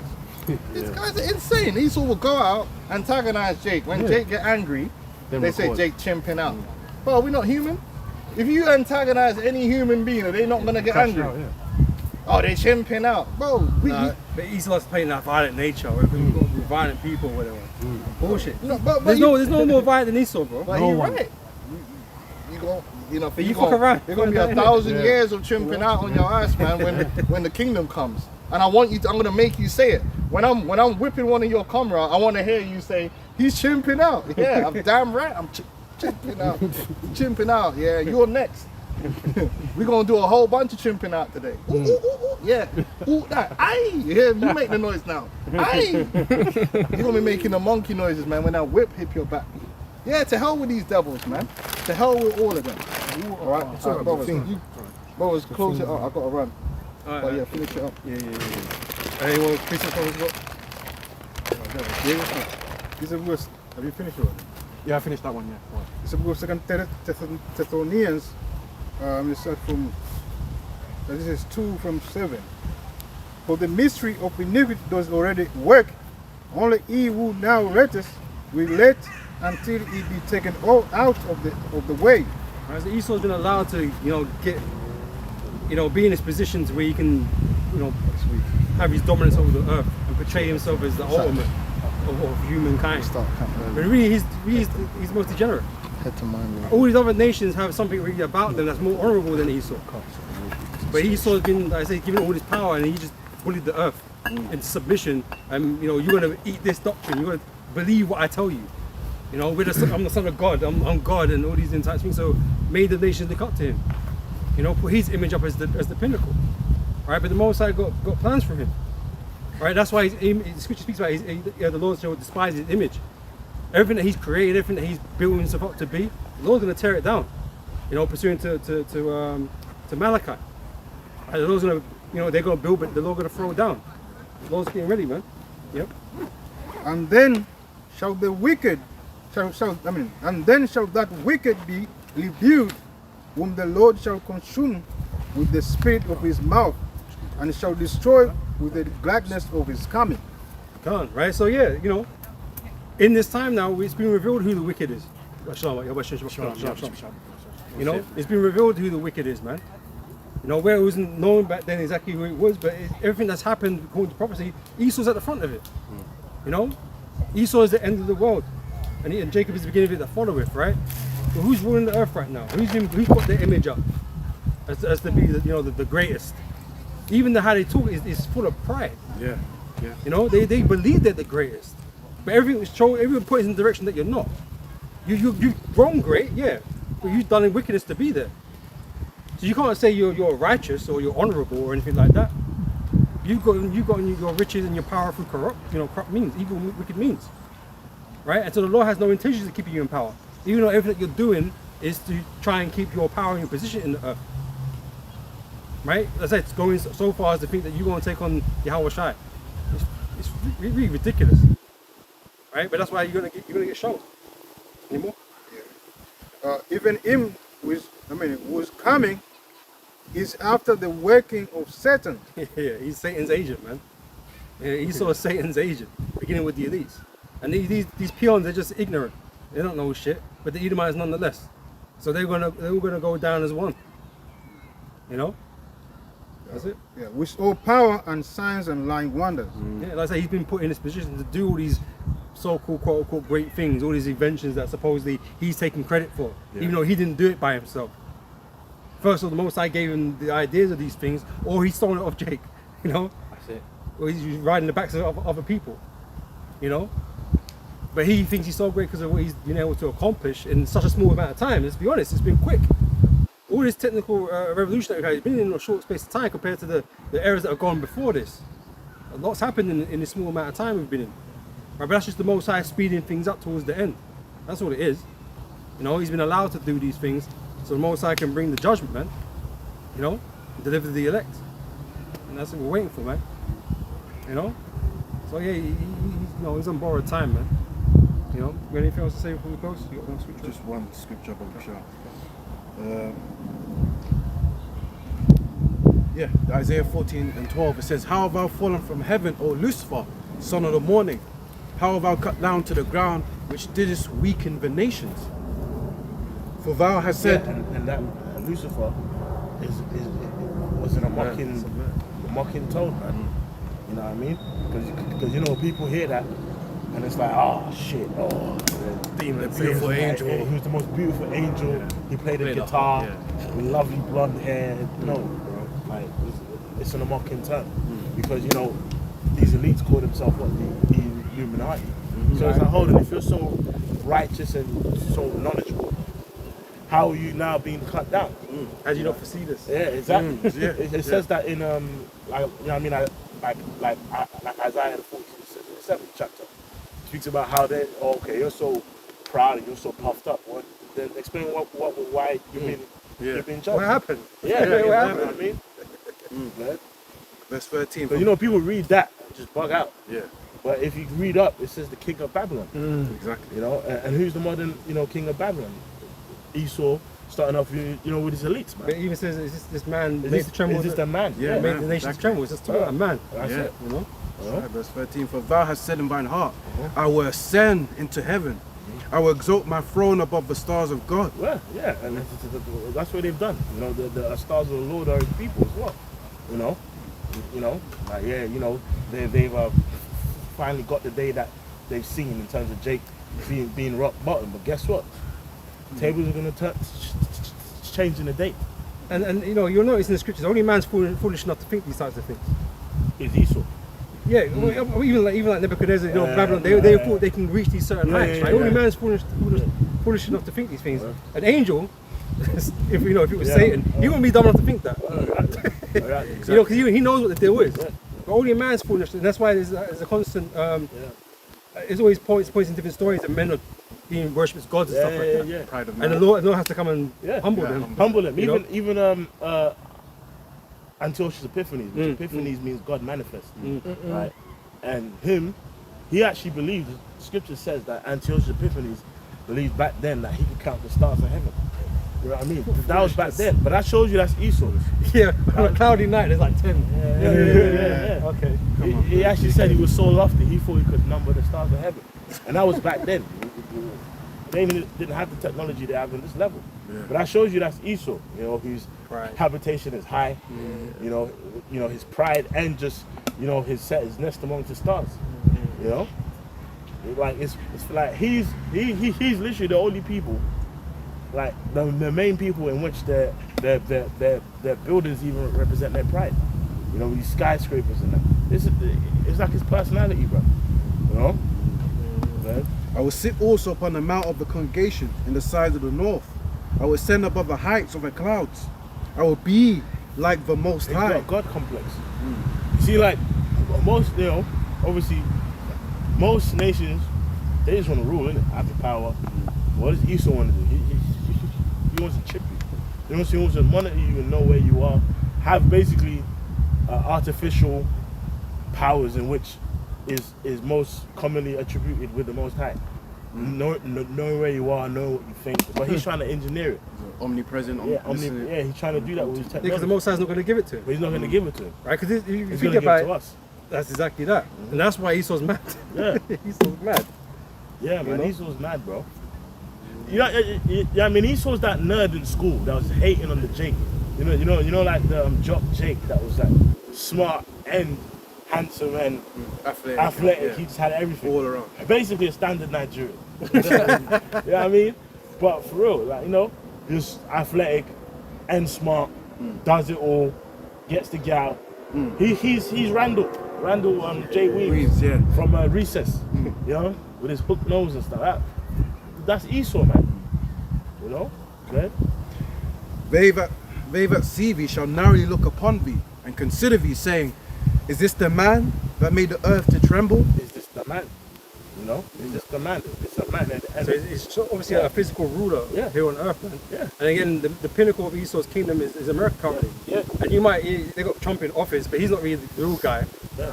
You know, but they got the figureheads or whatever. Yeah. Right, it's the elites. Yeah. You know? Yeah. That set all these things in motion. Yeah. And what one singular, you know, group of people, what one singular group of people has made the earth feel so much pain and sorrow. Bro, 2 world wars. 2 world wars. 2 world wars. 2 world You wars. know? Man's been stealing lands. Bro, even on that, No one was safe. I think they say every 6 days there's a country who celebrates their independence, like independence from Britain. It's crazy. Every 6 days there's a country somewhere in the world. And that's why they say the sun never set on the British Empire, because of the time zones. Like whilst it's dark here, it's light in Australia. Well, there's so many other parts of the earth where he's colonized, where in one part of the earth is darker, the other part of the world is light. You know, that's how much they are conquered, man. So, and that's just the British. So what about the Dutch? What about the Portuguese? Exactly. You know, because the Dutch, well, they have some fucked up shit as well. The Dutch and don't have as good. They have like a good PR in regards to slavery, but there was major players too. You know. Remember, like at a point in history, their currency was like one of the, like, more or less. Oh, what's that word? Is it reserve? Like the what's the word, man? I can't think right now. So Like their currency was like one of the main. You know how you have the pound is the main currency. Reserve, world reserve. Yeah, that's it. Reserve, Yeah, yeah, sorry, currency, I just said it. Yeah, but the Dutch at a point, their currency was the main thing going. I think I was after Spain, innit? Yeah, you know. So, yeah, that's useful for you. And man. this is what we're saying. The man has seen being revealed, like, because look at everything he's been doing. Yeah, Look at his you know, the effect he's had on history. He's been involved in every major piece of wickedness on the earth, you know, in these last times, man. So obviously it's this dude, you know. Everyone pales in comparison to him. Anything more? yeah. It says that the was the world's first major fiat reserve currency during the Dutch Golden Age in the 17th and 18th centuries. Amsterdam served as a global financial center. You know what I mean? So around that time, it was at the back end of the slave trade. You know, you had the Dutch, like East India Company. You know what I mean? You had a lot of things going on. You know? But, That's it. Well, we was about to close up when you came Okay, back in. Cal, So sorry. let's brothers, you got anything else? No? that's it. All right, man, we're going to close up, man. All praise, honor, and glory to Yahweh, Hashem, Yahweh, Shai, B'Shem, Chaf, Kodash. That was honors unto the elders, the apostles, Jesus, Shalom, there to the